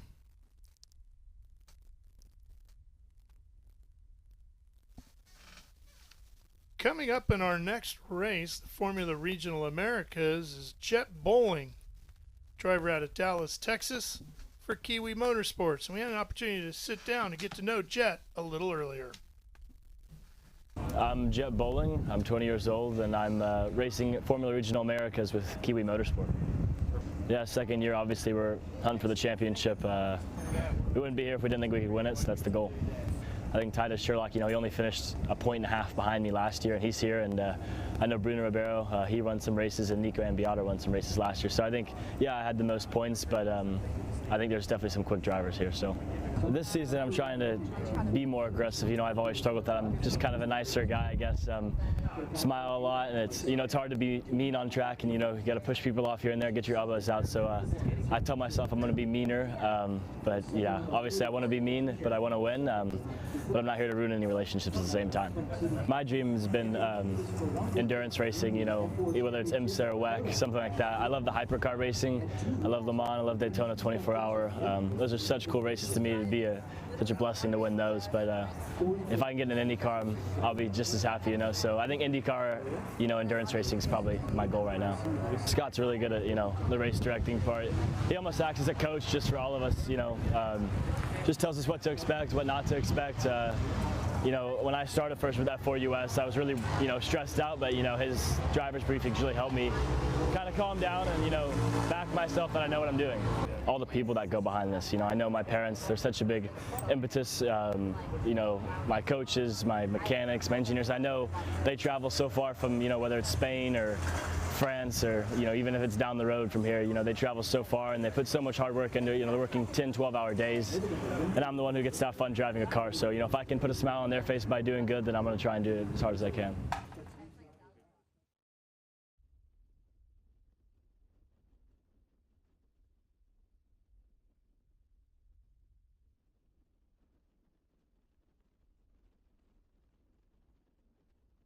Rest of the field. Let's go back into the paddock area where Ben is ready to give us another grid walk. Take it away, Ben.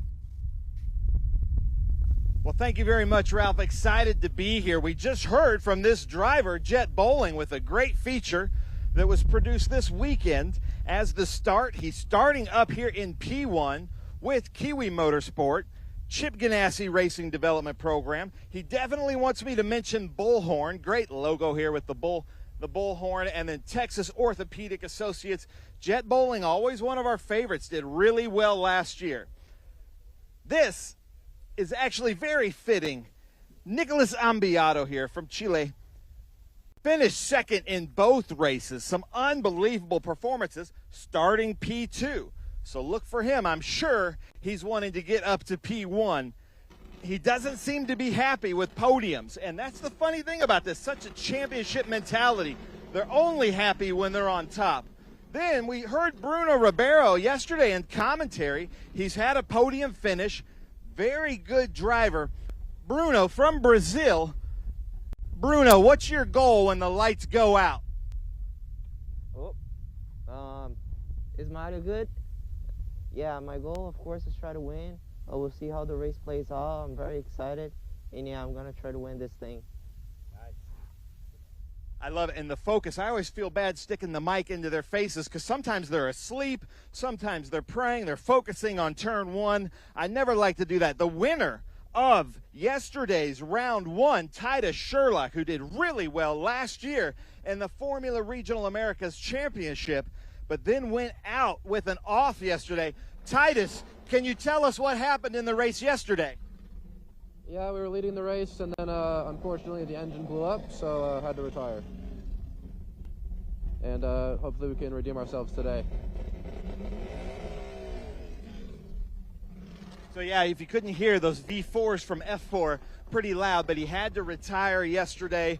So super unfortunate because he was leading the race by about a second and a half and then went out with a mechanical. Then Nicolas Stoddy down here in the umbrella. But Nicolas Stoddy with us last year with Kiwi Motorsport, doing really well. I love the kind of day glow. Daniel Quimby, last year's Formula 4 United States champion here in FR. We got to get a shot here. He's got a fan in his lap. Anything that the teams can do to help out, all the way from Sydney, Australia. But it is hot down here. He's also flying right out of here Monday to go race in Porsche cars down there. But let me see if I can get the mic in here. Daniel, I know you're trying to focus, but what do you want to happen when the lights go out? Probably if everyone the crash and I drive through. But nah, I think we should have some good pace for this race, and we'll see what happens. He says we should have some good pace for this race. We'll see what happens. Now, a driver that we've been super impressed with, Brady Golan, won yesterday's race. Unbelievable, a Tony driver development. So, Brady, you're coming in with some good points. When the lights go out, what's your plan? Just keep my head down. We're starting pretty far back, but I want to keep my head down, keep moving forward, and score another podium today. I love it. Keep my head down, keep moving forward. So good. We've got another Canadian here, James Lawley, somewhat new to racing. James, are you enjoying this FR championship? Yeah, I mean, it's been great so far, and hopefully we have a good race today. He says hopefully we'll have a good race today. Exactly. Lincoln Day running with us last year in F4, was here with us. Actually, the first F4 car we saw on track was here last year, piloted by Lincoln. Now he's in FR. Lincoln, lights go out. You're kind of mid-pack. What's the plan? Plan is to stay safe, be aggressive, and make up some places. Nice. Play it safe, make up some places. I don't know if you can see this, but loving the kind of sparkle, the white and pink for Lincoln Day. Then Barrett Wolf finished on the podium yesterday. They're firing up the engine, so I don't want to go in there, but you can see with Hack Trap, beautiful car here is Barrett Wolf with the Make-A-Wish, Southern Nevada. Some great partners and sponsors on these cars. Then we'll come back here. We heard from Connor Roberts starting from the back, but Connor Roberts has been in the series for a while. Very good driver with ApexSpeed.com. He wants me to mention Apex Speed. You can see his eyes. He was in the booth with us, but watch Connor Roberts, the red wheels, Ralph. Sticker, brand new tires. Let's take that washer off there if we can. But watch for Connor Roberts to move up. Anthony Ottiello here with Hope for the Warriors, running in our Masters with sticker tires on. So look for him to try to get around the Canadian of Kevin Jansen, also in Masters, but not on brand new sticker tires. But Kevin Jansen, very competitive, a hockey champion. Jake Pollock running through here with Jensen, who has a garage right down here. You can see the other driver, Furry, holding the umbrella. Are you hoping to make it to Formula Regional Americas one day? Yeah, hopefully one day I can drive this car alongside with Eric and that. They're way faster than our junior cars, but hopefully one day we do. Nice. Well, Furry all the way from South Africa. Ethan Sterling, very, very fast. Great driver to have in the series. Jensen's unbelievable with driver development. We've seen him in the Junior Formula Championship, but also now in Formula Regional Americas Championship. On the last grid walk, we talked to Nicola Verda.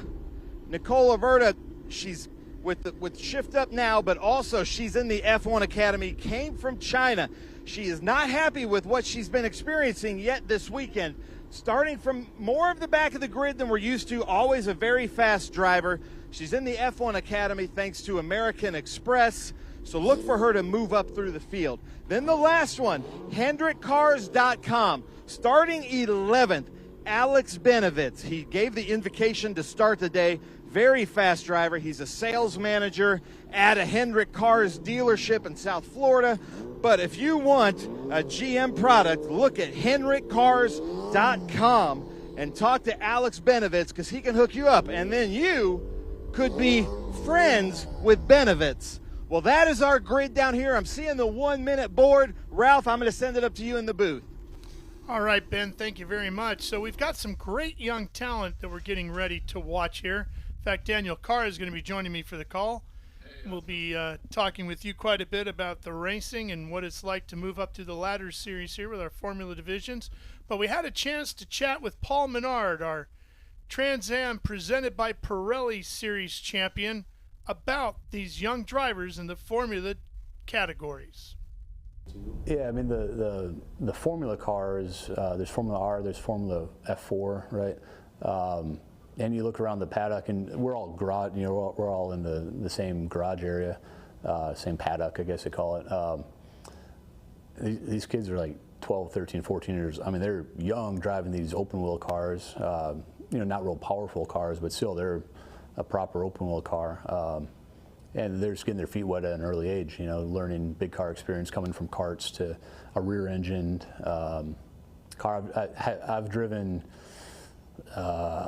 Skip Barber car, open wheel a couple times. I tested an Indy car one time, but that's basically the extent of open wheel that I've done, but they drive totally different. I mean, the way that with the engine in the back, the way if the car gets loose, you have to go to the gas instead of in a front engine car, you slow down, you just get off the gas, use the brakes. So a lot of different disciplines there as well. But yeah, it's just crazy to me seeing these little kids running around a place like Road Atlanta. We're running minute 18 laps in a big car, and they're running minute 20, 28, minute 30, minute 32 laps around here. So that's getting after it for being just becoming a teenager.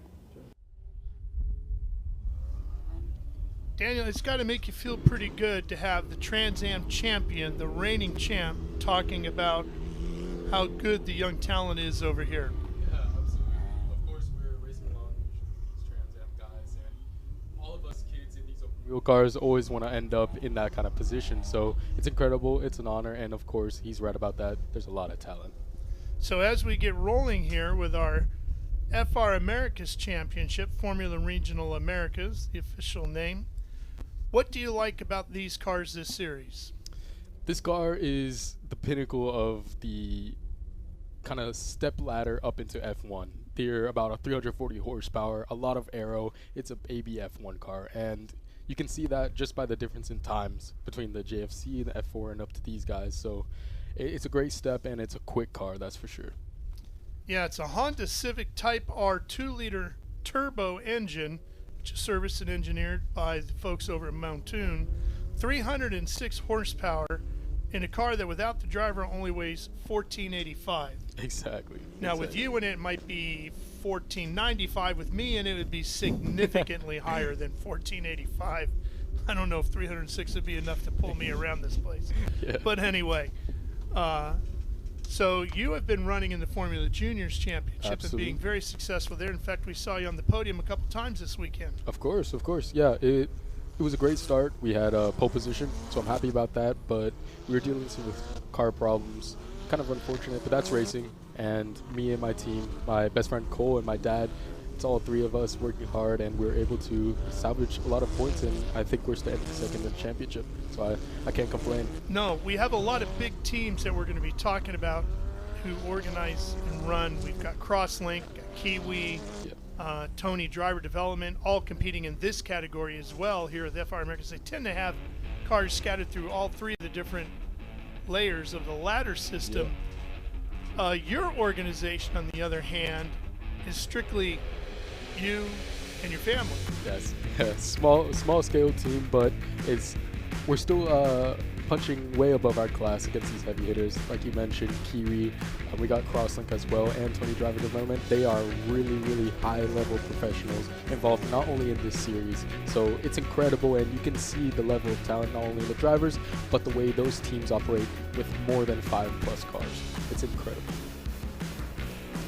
Let's take a look at some of the stars of the series. Bruno Ribeiro. What do you like about Bruno? Bruno's a quick kid. I believe he's racing also and other cars this year, but he's been quick, and I think he has a chance to move up front. He's going to be starting third here today. Rolling off second, Nicolas Ambiado. Yeah, another kid, really quick. He raced last year, and I think he's got one of the chances to win. And starting on the pole, somebody we introduced you to earlier today, Jet Bowling in that 22. Another driver out of Dallas, Texas. Of course, not only from Texas, but we raced against each other too. So he's a quick kid. I hope he can carry out and keep it in front. What's going on in Texas these days? Got a bunch of you young guys over here. Yeah, it's a big place, and it's got a lot of good racing over there. Well, here we go. This is going to be a standing start. And you guys do a standing start in your category as well. What do you focus on with your standing start? So similar to F1, we have our startup procedure. What we do is we make sure the tires are operating temperature. We line up to that grid exactly in the position we need. We have a team manager telling us where to stop. We sit there, usually holding our foot right on the clutch, staying in first gear, watching the lights, and once they go, hold RPM and just drop it once the lights go out. It sounds so simple, right? It sounds simple, but it's a craft in itself. Oh, yeah. Well, let's see who nails it here. Our final standing start of the weekend. Speed Sport 1 live from NOLA Motorsports Park with the 2025 FR America's Championship. Lights out, here we go. Bowling gets a great start in that 22. Named Jet for a reason as he heads down to Cube 3 Architecture, turn number 1 with the lead. Ribeiro in the 0-1. Bruno Ribeiro right there in second in the blue and green.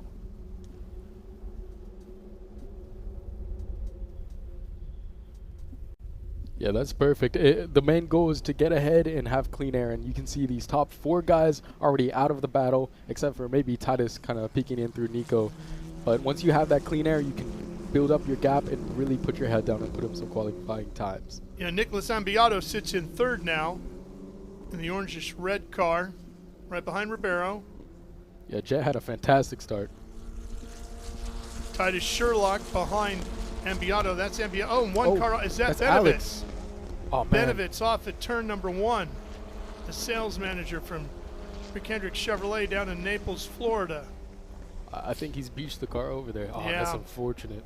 Well, we've talked about it. Even though the racetrack is dry, the grass is still very, very wet, isn't it? Very, very slick. I think you can see around turn 6, right on the exit, there's still a little splash of water. So it's a massive puddle across the track. It looks dry. It is technically dry on the racing line, but off track, once you're stuck there, you're stuck, like you see Alex right here. Our Janetta safety car has been turned out onto the racetrack and will pick up the field as they complete lap number 1 here.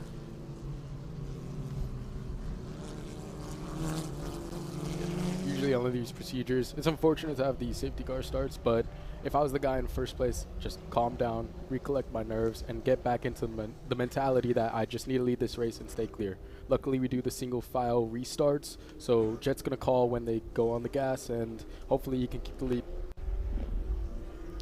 This is the Ligier JFC chassis that they're utilizing in this category. Yes, sir. Yes, sir.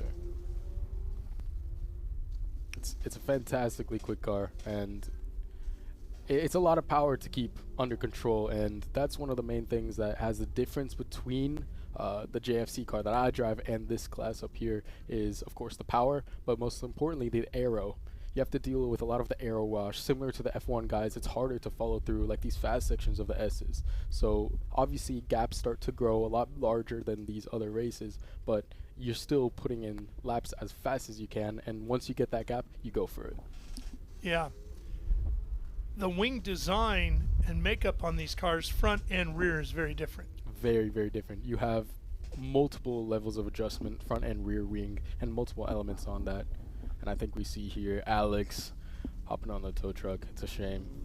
He was doing really well, but head down. He's pretty upset about that one. Well, while Alex is going to wait inside the truck for his car to get towed back, we're going to take a quick break here.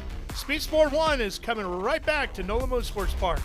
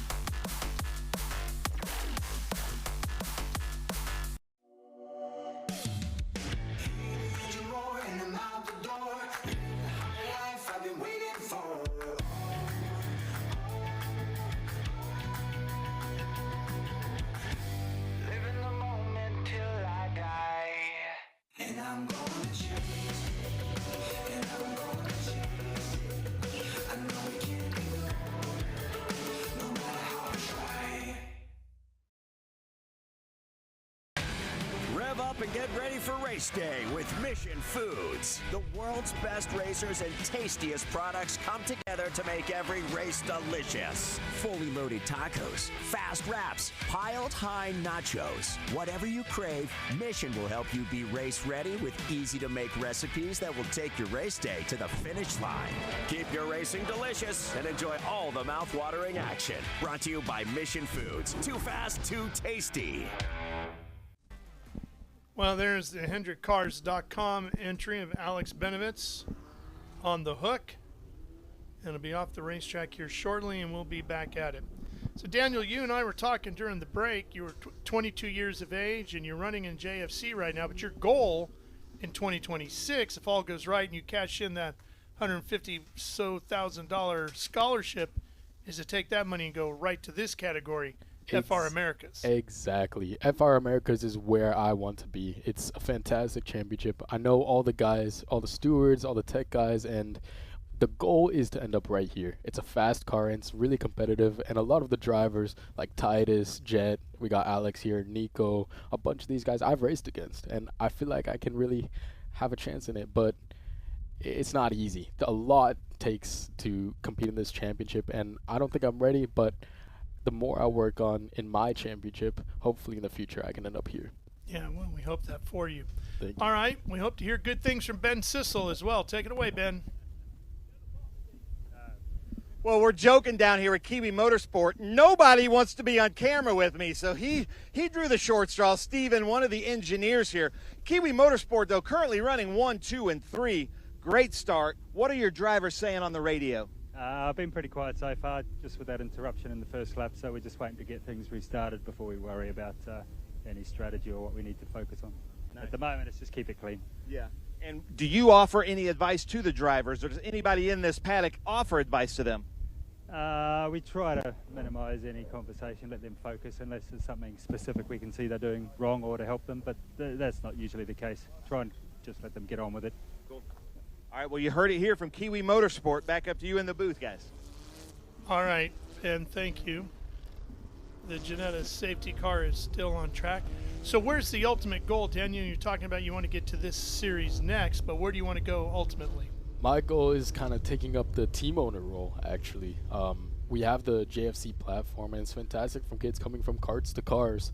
I was over in Houston, Texas at Speed Sports Racing Park, kind of talking to the young kids racing in the championship that the Radford School promotes, and trying to get them into this open wheel opportunity, because it's fantastic. And that's the kind of role I want to take over, not only of course as a driver, but talking to other drivers and bring them into the opportunity of racing.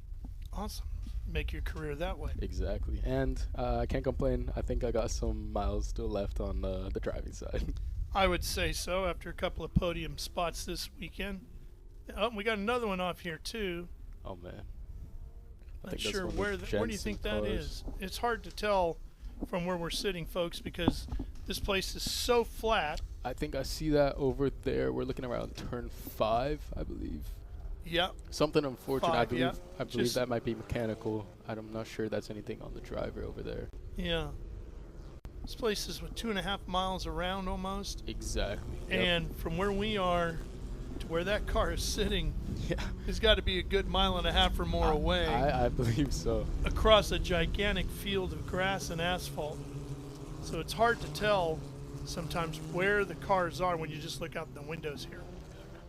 This track is fantastic for the first round of the season. It's pretty flat. I hear that from just about everybody because there's nothing really to worry about hitting too much here. Well, yes, but it's still a technical track. Don't get me wrong. It's one of the most difficult because you're dealing with the bumps. You're dealing with the fast S's. We're entering about 125 in the JFC cars. I believe maybe even 140 in these Formula Regionals. So it's fast, it's very technical, and you're fighting the car almost every corner. But what's nice is that you can see the whole track. You're not dealing with the elevation, and it's relatively safe to battle and safe to, if there is problems, to go off track. And I think that's what makes this championship so nice, because it starts at this exact. Yeah, we've seen some incredible 2- and 3-wide racing all weekend long. It's been very enjoyable. The one thing I was wondering, though, with it being so flat, and there not really being a lot of landmarks laying around, like trees or buildings and so forth, what are you looking for brake markers? Turning points. Funny enough, I brought my sheet right here. I have a printout of this map, and a lot of the drivers, along with myself, we study the track as much as we can before we get here. And there are actually a lot of landmarks on this track. As we're looking over here, entering into this corner, you see that crack along the middle. We look for the turn-in points around there. We look at certain bumps. We look at the camber of the corner. That is the angle of the track, either learning in or learning out. So there is a lot to notice, and you got to have that mindset as a driver to look for them. And once you find them, that's usually your mark. Yeah, you want to make sure they don't move. Yeah, that too. I had a driver telling me once, it was Buddy Baker, the great NASCAR driver, was telling me he was racing at Dover one year, Delaware, and he was using a guy who was standing along the fence in a red shirt as it's turning to turn 1, and everything was going fine till the guy moved. Yeah. And he went down a little bit further, and all of a sudden Buddy went straight up the racetrack towards the wall, and he went, oh, better figure out a different turn-in. Yeah, I would recommend that, unless you talk to the guy and say, hey, just sit here for the whole race. Yeah, yeah. It's not your crew guy. You can't trust him, right?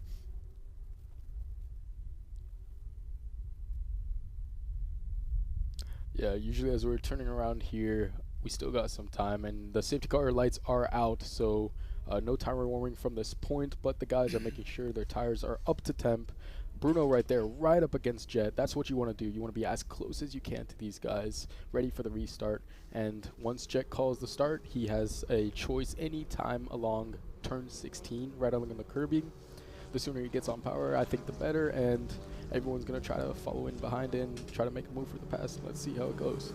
Well, he was a rocket on the standing start, got quickly out to the lead. Let's see how he handles the rolling restart here. Jet Bowling out front in that 22. And I think we're green. Look, there it is. Green flag is waving, and Jet already trying to break that arrow. Yeah, there we go. We got 3 wide right in the front. It's Titus, Nico, and Bruno. Bruno on the inside. It's really bumpy over there. Watch the car bounce. Oh, you can see Bruno trying to move over, and a little contact between the 31 and 55. Absolutely. Now Titus here side by side with Nico. He's got the inside, and he's got the inside for this next corner as well. It's a good fight, and I think Titus can make a move. Let's see what he does. Sherlock on the inside in that 31, and on the outside is Ambiado. Oh, they're still Boy, side they're by still side. side by side, aren't they? That's for third. That's what makes this racetrack and these series combine so well together. The fact that you can race through that section like that, side by side all the way through, and give each other plenty of room. Exactly. You could almost race this entire track side by side. You can make it inside moves, outside moves. It's incredible. But Jet must be super happy with that gap. I think he's ahead of Bruno. Yeah, look at that massive gap. Just putting his head down, making sure he's consistent with his times. Nico might be pushing up against Ribeiro, but yeah, that's a good start for him. Seeing lap times in the 144 range, you like that pace? Yeah. Actually, no, 144 is pretty off. They didn't have the time to put in some quick laps. You'll see them drop pretty quick. Ribeiro's had a pretty good weekend as well on that 0-1. Yeah, absolutely. There we go. We're heading to the front stretch. We see the top, probably 6 guys, all single file. Now it's just who has the quicker overall race pace, making the moves. I feel like no more crazy moves like the restarts. Ribeiro out of Rio de Janeiro, Brazil. Absolutely, fellow Brasileiro over here. So, yeah, wishing him luck.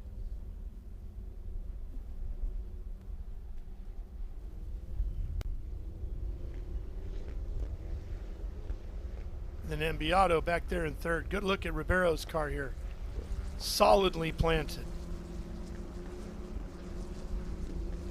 Exactly. Usually heading into the last couple races of the weekend, this is race 3 of course, we only have 2 tire sets to choose. So you have a strategy. We use it for the qualifying, race 1, race 2, and race 3, and we have 2 sets to choose from. So we decide whether or not we want to do usually a fresh set of qualifying and then maybe a fresh set of race 1 or 2.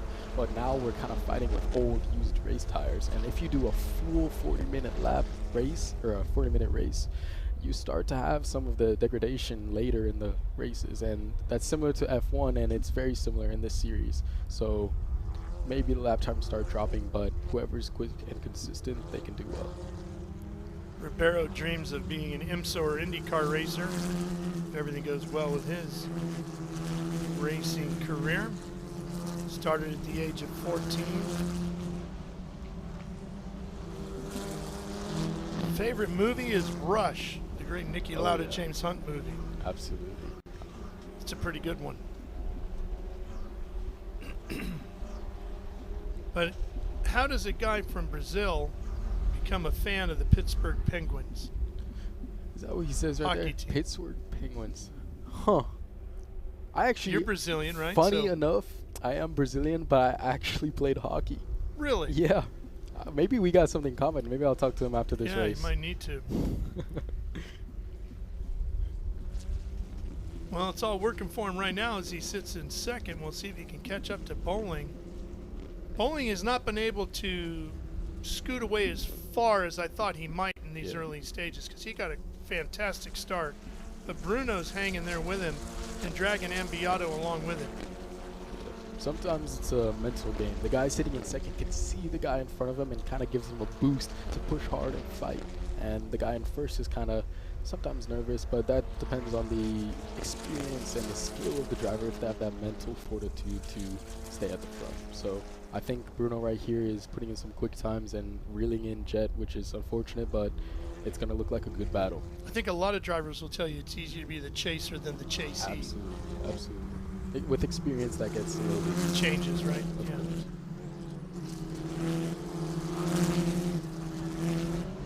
Ben was talking a lot at the beginning of the show about the floor on these race cars, but it's a flat bottom race car? Yes, it's a flat bottom race car. We have I'm not sure about these Formula regional cars, but the car I work with, it's a wooden plank on the bottom that we measure.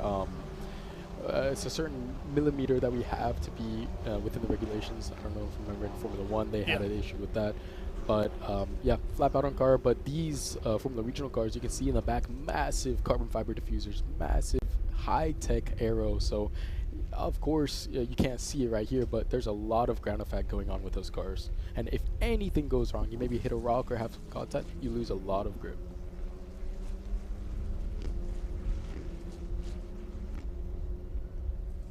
Here at NOLA, the biggest thing you got to worry about running over is an alligator. Oh, one car around right there. Just the back end of our shot from the drone.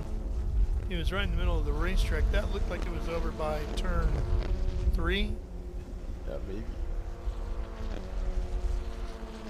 Yeah, I see a guy all the way trailing in the back. Number 7 right over there. That's unfortunate.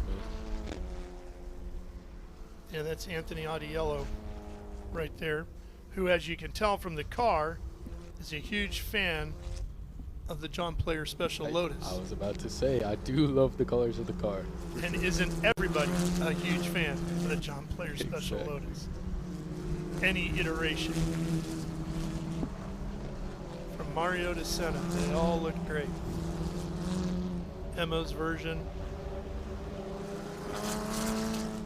Here, we got the cars running by the booth just now. Bruno is reeling in Jet. He really is, isn't he? Maybe about 0.6 of a second a lap, so he's really putting in a quicker time. You can see those hands working, and we went over that big bump at the turn into turn 1. Absolutely. You could really see that jerk the wheel.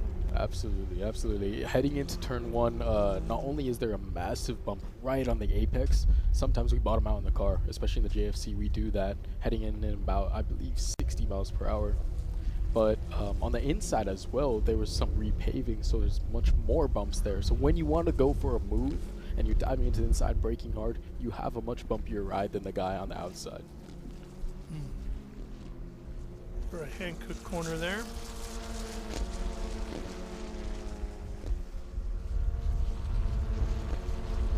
And these Mission Foods S's. Mission Foods, of course, that's a huge part of our variety of championships. Mr. Gonzalez and his crew do such a wonderful job. If you go hungry around a Mission Foods race, it is your own fault. Yeah, we got a couple of chip bags over at our trailer. Yeah. We've been munching on it. Everybody does. Yeah, there you go. You see Jet actually going up onto that curbing. That's something that you can utilize at this track. Oh. One car visiting pit road. Yeah, one car. I believe that was a car that was off, maybe mechanical issues. Nothing drastic Yeah. he can do. That's unfortunate, but he seems to either repair and go out or just call it off. All right, you got inside of 10 minutes left to go here, Daniel. What are you thinking about now? I'm thinking about how much these top 3 have kind of booked it, and they're still in the fight. So if I was Bruno, I'd just be putting my head down, making sure I can make the move as soon as possible and not have Nico right behind me join us in the battle. That's my goal as a driver, and sometimes you don't need to lead the whole race. You can just make the move in the last corner and you win. That's all that matters. Titus Sherlock right here in the 31, holding down 4th position. Absolutely. Titus is a really quick kid. He, unfortunately, I believe, raced 2 motor issues while leading. Really unfortunate. That's heartbreaking as a driver, but shakes it off, and look at him sitting in 4th. I know he's a quick kid. He'll pick it up.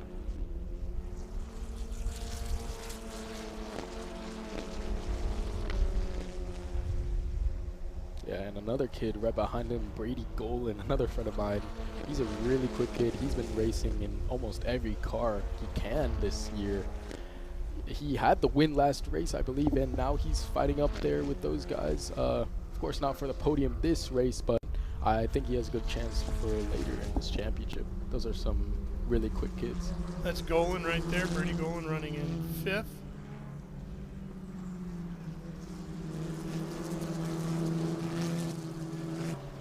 Titus Sherlock just in front of him that we were talking about before. I know everybody in this category, basically in all of our categories of open wheel racing up and down the ladder system, are all sim racers. Yeah. But the interesting thing about Titus when it comes to sim racing is he owns his own sim racing team.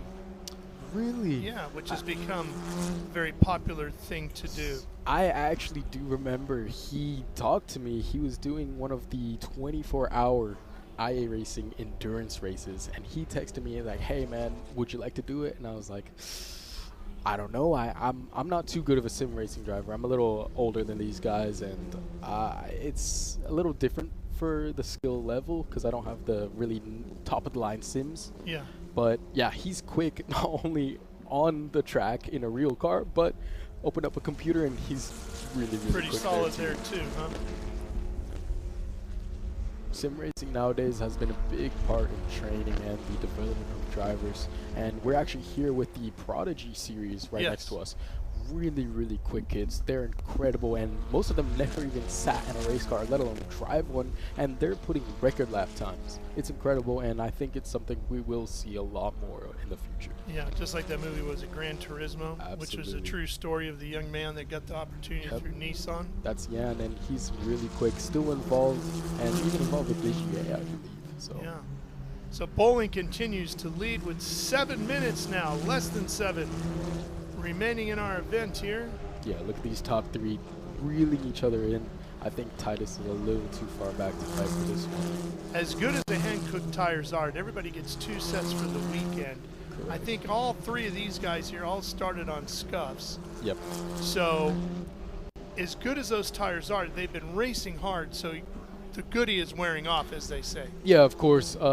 Yeah, they're fantastic tires, have a lot of life in them, but once that life reaches the end, it falls off pretty quick. And as hard as these guys are pushing, they're wearing it out. Exactly. These Formula Regional cars have a lot of forces going through them, and I think they hit that ceiling a little bit quicker, and once they hit that ceiling, it drops really fast. Oh, look at this. We got Ribeiro getting challenged by Ambiado up the inside. Ambiado completing the pass. Wow. Take over second place with 6 minutes left here in our FR America's Championship race number 3 on this opening weekend of the 2025 championship. That's a fantastic move. That's on the long triple right-hander 5, 6, and 7. That's a hard move to make, but it kind of slows you down for these S's. I think Nico believed he's got the pace. He just wanted to get past Bruno, and now that you see that has the clean air, look at the gap. Yeah, let's see if he can catch up to Bowling now with just a few minutes left in this one. Let's see how his times are. I think he can possibly reel him in it.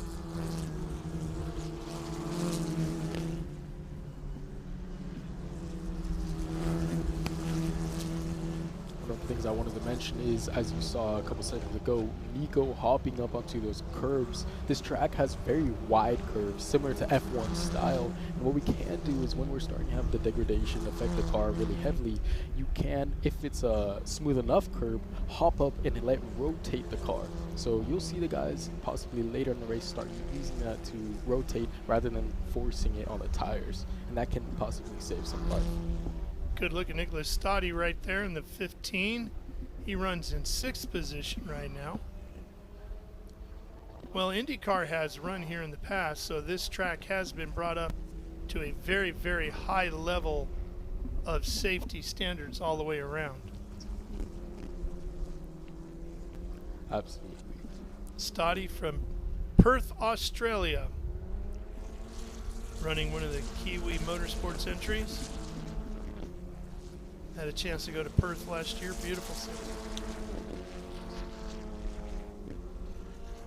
I still haven't made the trip down there, but I will for sure. Maybe I'll run into the Kiwi guys in New Zealand as well. There you go. It's a long way, but well worth the effort. Sherlock and Golan still battling here for 4th.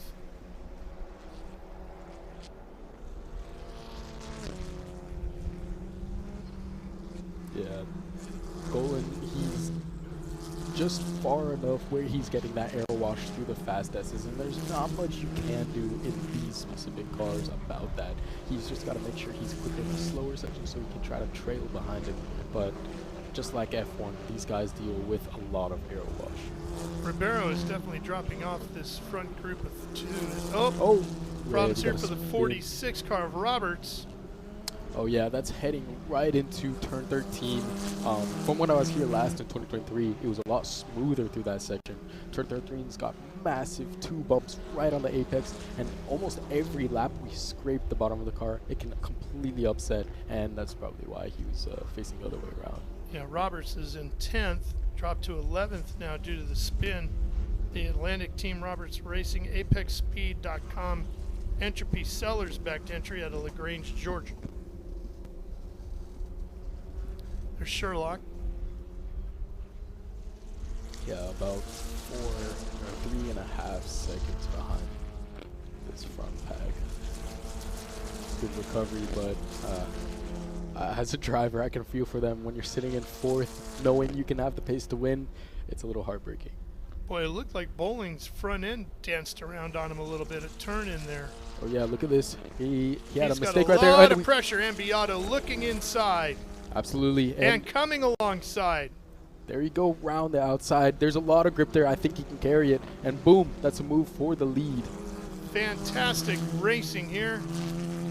2 minutes left to go in this one. Bowling has led every lap till right now as Ambiado completes the pass. Nicolas Ambiado out of Davenport, Florida, another one of those Kiwi Motorsports racers. Yeah, really, really quick kid. He's been in this car, I believe, partial or full season all last year. Even back then, he's been driving this car, and he's a really, really quick kid. And as you can see, taking the lead.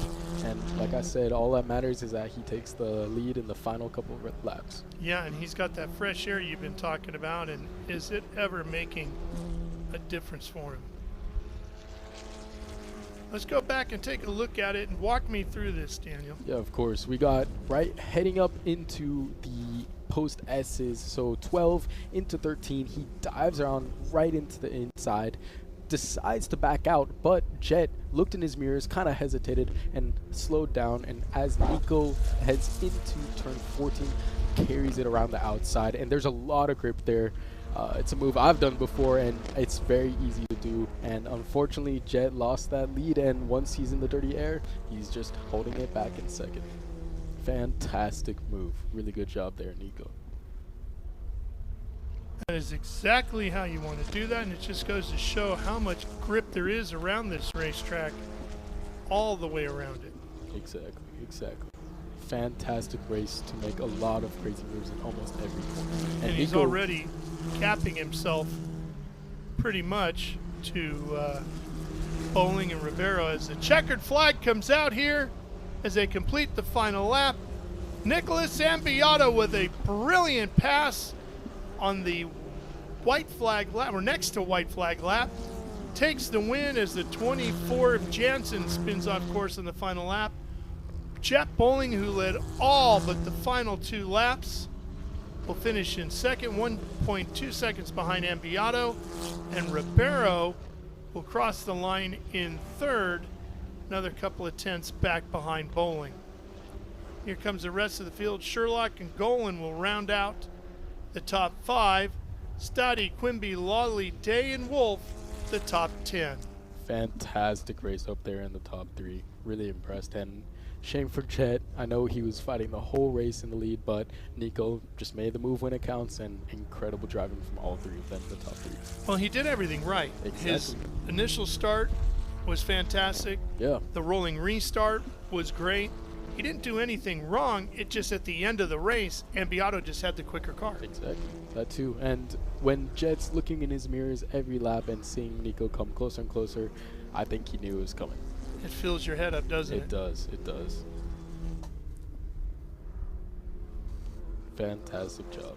I believe he started further back on the grid too. He I'm was not sure. in the 3rd position, I believe. Wow, incredible. Moving up all the way into first. Really impressed. 2nd or 3rd. It was near the front, but not on the pole. That was Bowling. Oh, I think Audiello finished as well in 14th. I think he's got another lap, apparently. There he is. He's doing a victory lap for sure. I would too if I was winning. Headed over to winner's circle.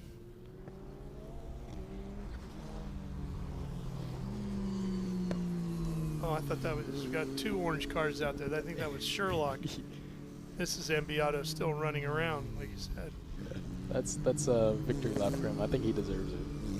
Without a doubt. And the last lap of the weekend for our open wheel racing coverage here on Speed Sport 1 from the Speed Tour at NOLA Motorsports Park. Did you get a chance to get down to Bourbon Street and do any of that? I have not, but with a couple podiums that I got to get, might as well do it tonight. Tonight, yeah. Yeah, Nico too. Maybe I'll run into him. We'll celebrate. There you go. And on to Road America now, right? Yes, sir. That's a quick track too, so keep my head down and hopefully I can take over this championship lead. Who do you think is going to be the toughest competitor for you in JFC? I think it's Gastón. Gastón is a really quick kid. He's got a little bit more racing experience than I do, but I have more experience on this car. He's got a great team behind him, as we do. We have a fantastic team, and I think he's got a good chance, but I'm going for it. There you go. Well, we wish you all the luck with it. We can't wait to get to Road America in May and check it out. Enjoy the racing there and maybe swing by Siebkens while we're there. Exactly. There you go. Now he's coming in. Now he's on the return road to the pit area.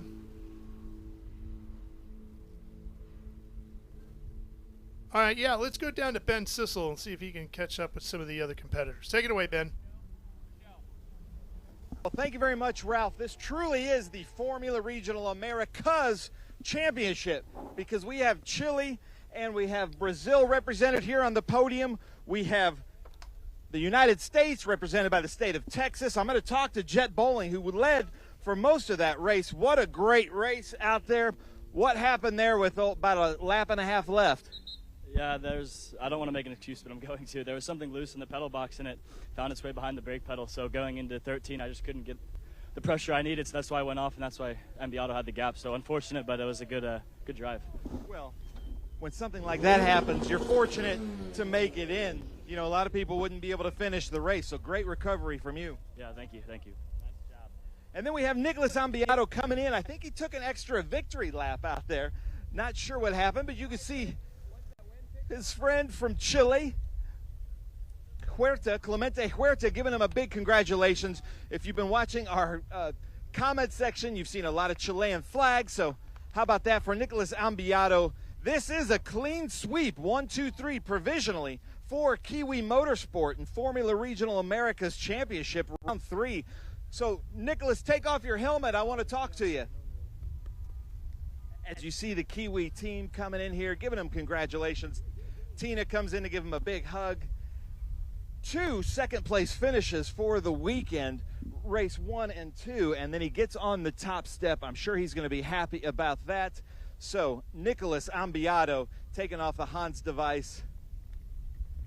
So excited. 2 second place and a first place finish. Provisionally, you have to be the points leader there. How was the race? Wow, that's a very difficult result here. Yeah, the first time in the race, I had with Jet and Bruno had so fast, but yeah, I had just a little more downforce in the final in the race, and takes the open the door and pass the Bruno and Jet. Tell us about that pass for the lead. Yeah, I think Jet have go to a little more brake and block. Yeah, in the turn, I think in the other turn, I take in the outside. Yeah, that's a very nice move. Now, we have a lot of Spanish comments in the comment section, a lot of Chilean flags. Take your time. Speak to your Chilean and South American friends. Yeah, I mean, just thanks for my team. No, en español. In Spanish. Bueno, quiero agradecer a toda la gente que me ha apoyado, a mi país, Chile. Y bueno, quiero agradecer también a toda mi familia, al equipo, que han hecho un gran trabajo durante todo el fin de semana. Así que quiero agradecer a todos. Well, how about that, ladies and gentlemen? Nicolas Ambiado being given the Chilean flag by his friend Clemente Huerta, who's in the F4 championship. So we're about to get going here at our victory circle. I'm going to send it back up to you in the booth, Ralph. All right, Ben, thanks, boy. You can see how physically demanding it is. He's out of breath. What looked like an easy race, he was working extremely hard to pull that off. I was just about to say the same thing. They're exhausted, and especially these Formula Regional cars, they are not easy to drive. It's not like your regular day street car. No ABS, no traction control, and no power steering. So you're forcing every part of your body, and he's probably exhausted, but happy to take the win. And as we go back to show you the looks, what's happening with the victory podium, what a shame for Jet Bowling, as he mentioned something got loose in the car. That happens. Boy, almost got it to the finish, but he ends up with a second. And how about Ambiado? Boy, 3 races and your worst finish One more is round a of pair of applause. Let's hear it. seconds. Exactly. Pretty solid.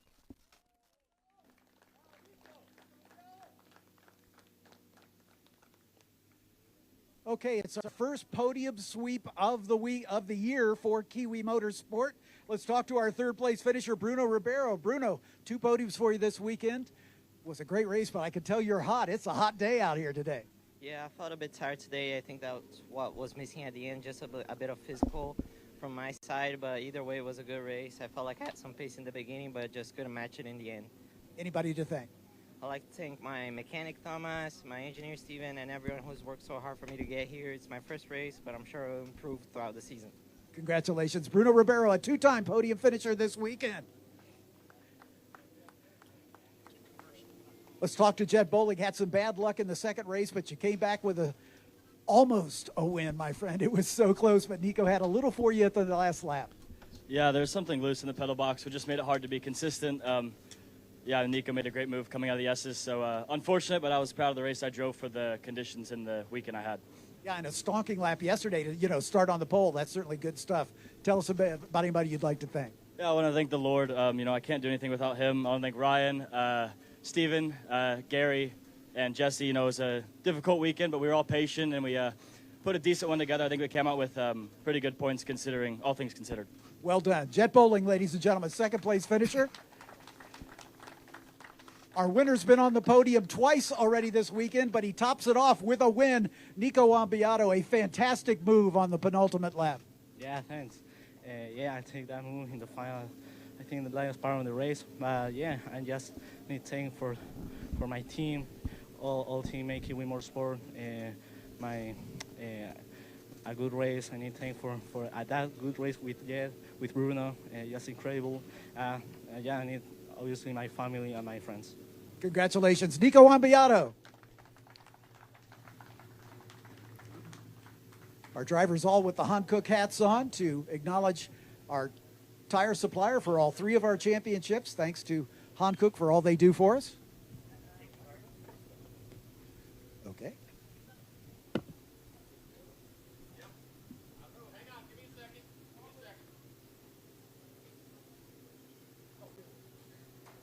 Doing the hat dance down there from the Hankook Tires hat to the Ligier hats.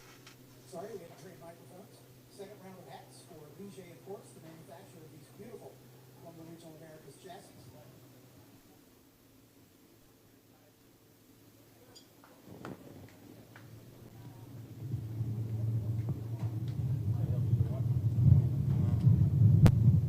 And we have one more award to make for our final podium of the weekend. The stewards of the meeting, the guys up in race control that are running the show, make the award of the Omologato perfectly timed move of the race for the driver who does the best overall job over the course of the weekend. And I'm proud to present this to Nico Ambiado. Congratulations, Nico.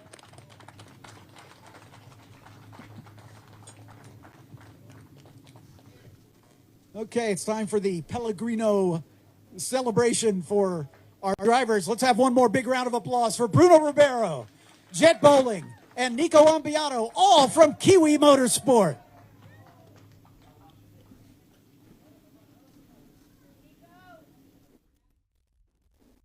Well, that was a great way to wrap up the podium celebration. Well, we are done with the racing live here on Speed Sport 1, but we've got a lot more coming your way here from NOLA Motorsports Park. Stay with us. Our friends at Live Race Services, who handle all the production from here at NOLA, have some really cool content for you when we return to NOLA.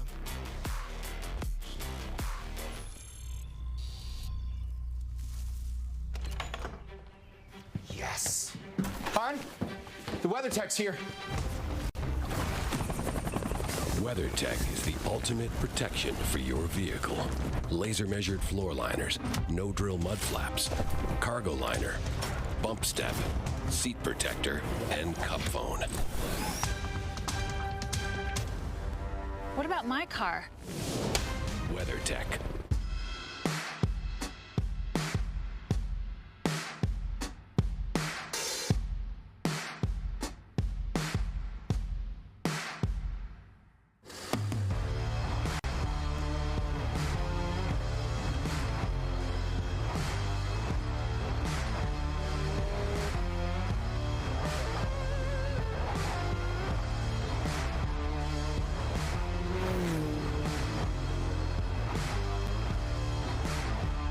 Hawk Performance packs 100 years of friction dynamics into every product. Backed by Carlisle Brake and Friction, the world's premier innovator of industrial brake and friction components, Hawk leverages R&D tools and motorsports experience to deliver uncompromising performance on the street. There's no reason to settle for less. Choose pads that are race-proven and street-legal. Find the Hawk Performance Brake dealer near you at hawkperformance.com.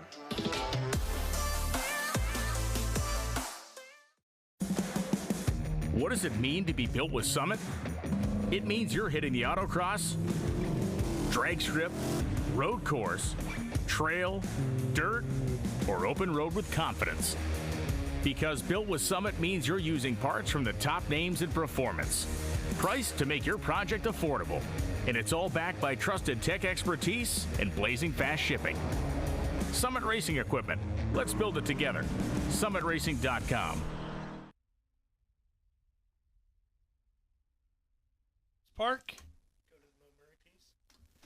All three of our open wheel categories that you've enjoyed here this morning on Speed Sport 1, the cars are all built by the folks at Ligier, a legendary brand in motorsports. Mo Murray heads up Ligier North America, and he explains the differences in the cars. Hi, my name is Mo Murray with Ligier Automotive North America, and we build race cars. I'm going to tell you about three types of race cars that race as the open wheel series at NOLA Motorsports. We have the newly renamed Ligier JFC Junior Formula Championship.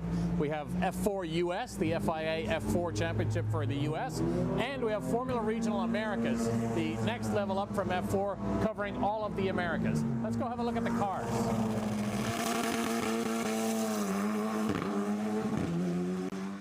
This car we're looking at here is the Ligier JFC car, newly renamed series, the Junior Formula Challenge. It's originally the Gen 1 F4 car, Ligier JSF 416, raced in the US in F4 from 2016 all the way through 2023. This car is similar to the others in that it has a full carbon tub, aluminum wing on this one, steel wishbones and suspension components, carbon crash structures front and back. Drivers in this series can race from the age of 14 years of age, which is great for drivers coming out of karting. It's a great opportunity for drivers to step into the world of car racing initially. This one has the same Honda engine as the Formula Regional car, except the Regional car, of course, has a turbocharger. This makes about 180 horsepower. Very mild aero in this car, not a lot of aero help for the drivers. But the big difference with this car visually, to look at this car, is of course there's no halo. Now the halo was developed and conceived long after this car was invented, and so you cannot retrofit a halo onto these because of the structure of the tub. So that's how you can tell this car on track. It's older. It fully meets FIA safety standards from 2016 when it was born, but that did not include a halo. The new F4 and the Formula Regional car, of course, are halo cars, or as we call halo cars. Still a great platform for young drivers to step away from karting and into car racing as their first step. So F4 US, a very important championship in driver development, all around the world actually F4, but in the US a very important series for drivers looking to advance their way up the motorsports ladder. This is the latest F4 US car. It's called a Ligier JSF 422. Like the other cars, has a carbon fiber tub, comes from Ligier's sister company HP Composites. Carbon fiber nose box and rear crash structure. This one has the halo we talked about, so the halo's a FIA mandated safety device that stops intrusion into the helmet area, keeping drivers safe. V4 pushrod engine in the back of it, 1.6 litre, about 180 horsepower. Drivers in this car can race at 15 years of age, which is great for young drivers, again, climbing the ladder, karting, Ligier JFC, F4, and then all the way up to Formula Regional. Like I mentioned, V4 pushrod engine making about 180 horsepower. SEDEV gearbox, again 6-speed sequential gearbox, operated of course with paddles on the steering wheel. Again, mild mild aero on this, a little more than the JFC car, but not as much as a Formula Regional car.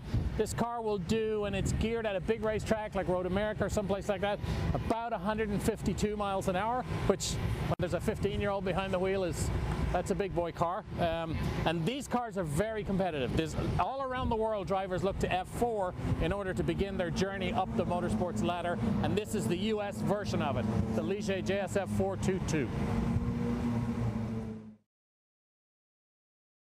So let's meet the Ligier JSF 318, Ligier's Formula Regional Americas car. This car is powered by a Honda turbocharged engine. It's essentially the same engine as the JFC car, but this one has a turbocharger, makes about 303 horsepower. It's prepared by Mountoon, great partners in the series, but originally was a Honda engine. SVRA gearbox, 6-speed sequential gearbox, paddle shifters, of course, for all of these. Plenty of aero help on this. Great view of the top side of the diffuser on the back of this. Carbon wings front and rear on this car. This car has a full carbon tub, which most race cars have these days. This carbon tub is made at HP Composites in Italy, a Ligier company. And of course, this car includes a halo, FIA safety device mandated for all cars built from 2018 and forward. This is a 318, and this is the top level of the open wheel series at Pirelli Motorsports. It's known as Formula Regional Americas, and these cars are compatible with and competitive with other Formula Regional series around the world, where lots of young drivers are going to earn their way up to F3, F2, and ultimately Formula One. All right, Mo, thank you very much. A great explanation of the 3 different categories in our open wheel formulas that we race here. Looking forward to see them in action again at Road America coming up in May. And cars still gathering up in the Parc Ferme area. And Ben Cissell, they got a lot of activity down there, a lot of cars to get through.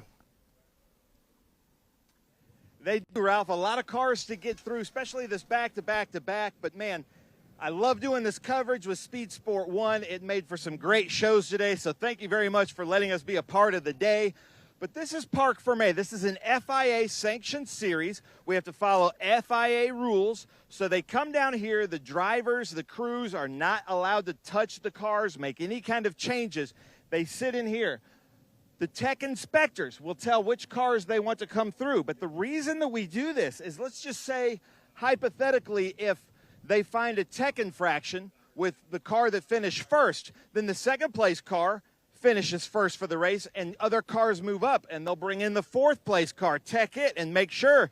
And there have been races in some instances in the last decade where maybe the fifth place car actually finished first because of technical infractions.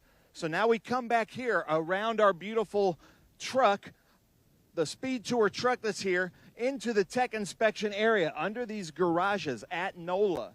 So our tech inspectors, this is a neat thing that Lisa's doing here.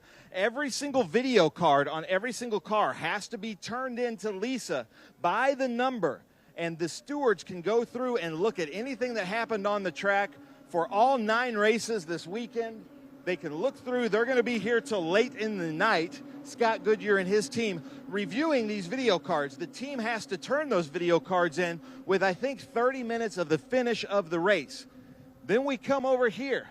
Mike is over here taking all the weights. So you can see each one of these here with MK Technologies, these beautiful scales. Each scale is getting a wheel weight. Then it goes out to the total weight. They weigh each car. They also have these what are called templates. So you can see these templates right here for each of the series to make sure that their rear wing, that their front wing, that the ride heights, that the shocks, we have sealed shocks here, that everything is to code, that what Michael is looking for, and Aaron over here, who is our chief of tech, all the little things that they're looking for. So you can see here right now, they're scrutinizing the winner of the last race, actually taking off. What are they taking off there, Aaron? It's a engine cover breather, but it has a specified orifice size. So we're checking to make sure it's open and it's the right size. Yeah. So this is a pretty, like you can see here, they go through a lot of scrutineering to make sure that everything is to spec, that all these cars are very equally yoked, that it's up to the driver. You can see here, these are the seals. They cannot change these shocks or do anything to the internals of the shocks without breaking the seal, and that's how we know. These engines are also sealed with Montoon, so we can tell if they're doing anything in there. But so they're looking at the orifice and the diameter of anything in there. You can also see there's a seal here. So this is a very spec series that is very good for driver development. Then you can see here my friend Stefan has actually plugged his laptop into the computer to go through all the data to make sure that he doesn't see anything that's out of the ordinary, that everything looks to snuff. Also what they can do is he can take the data from this car and overlay it with other cars to make sure that all the cars are performing in the same way. As we see Bruno Ribeiro now pushing his car up onto the scales, and then we can see exactly what they're going to do here in the scales. You can see how all four corners are represented by a scale. This also helps out the teams in the setup of the car because they think, well, if this right rear is getting too much weight, they might need to make an adjustment in the overall balance of the car, in the suspension of the car. But this has got to be nerve-wracking. We're going to try to talk to Bruno Ribeiro right now, who finished on the podium. I believe he finished third, right? And so when you finish a race like this on the podium, is this also nerve-wracking, making sure that everything is up to snuff with the teams? Of course, but you got to trust your team, right? I believe 100% in them, and it's just regular procedure. Everybody's got to make weight. In the end, it's really important, and yeah, I believe them. But when they go through such a scrutineering process like this, you also know that you're on an even plane with all the other drivers, that it's basically driver talent that can win these races. Yeah, it's very good to know that. I really appreciate that by the series. Everybody, they check everything on the car, the weight, all the regulations, the floor, and I really appreciate that. Well, before we go, let's get a little bit. You can see Mike's writing down. All right, Ben, thank you very much as we're wrapping things up here in NOLA Motorsports Park with our Mission Foods Speed Tour event here, live on Speed Sport 1. Well, Sonoma is up next for us with the Speed Tour.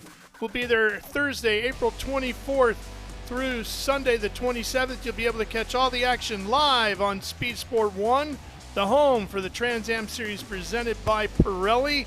We'll have TA, we'll have XGT, SGT, GT, the very exciting TA2 category, and a whole bunch of great action with the SVRA. Don't miss it, live on Speed Sport 1. Thanks for joining us here today at NOLA Motorsports Park. I'm Ralph Shaheen for Ben Cissell. We'll see you in Sonoma, everybody. Goodbye.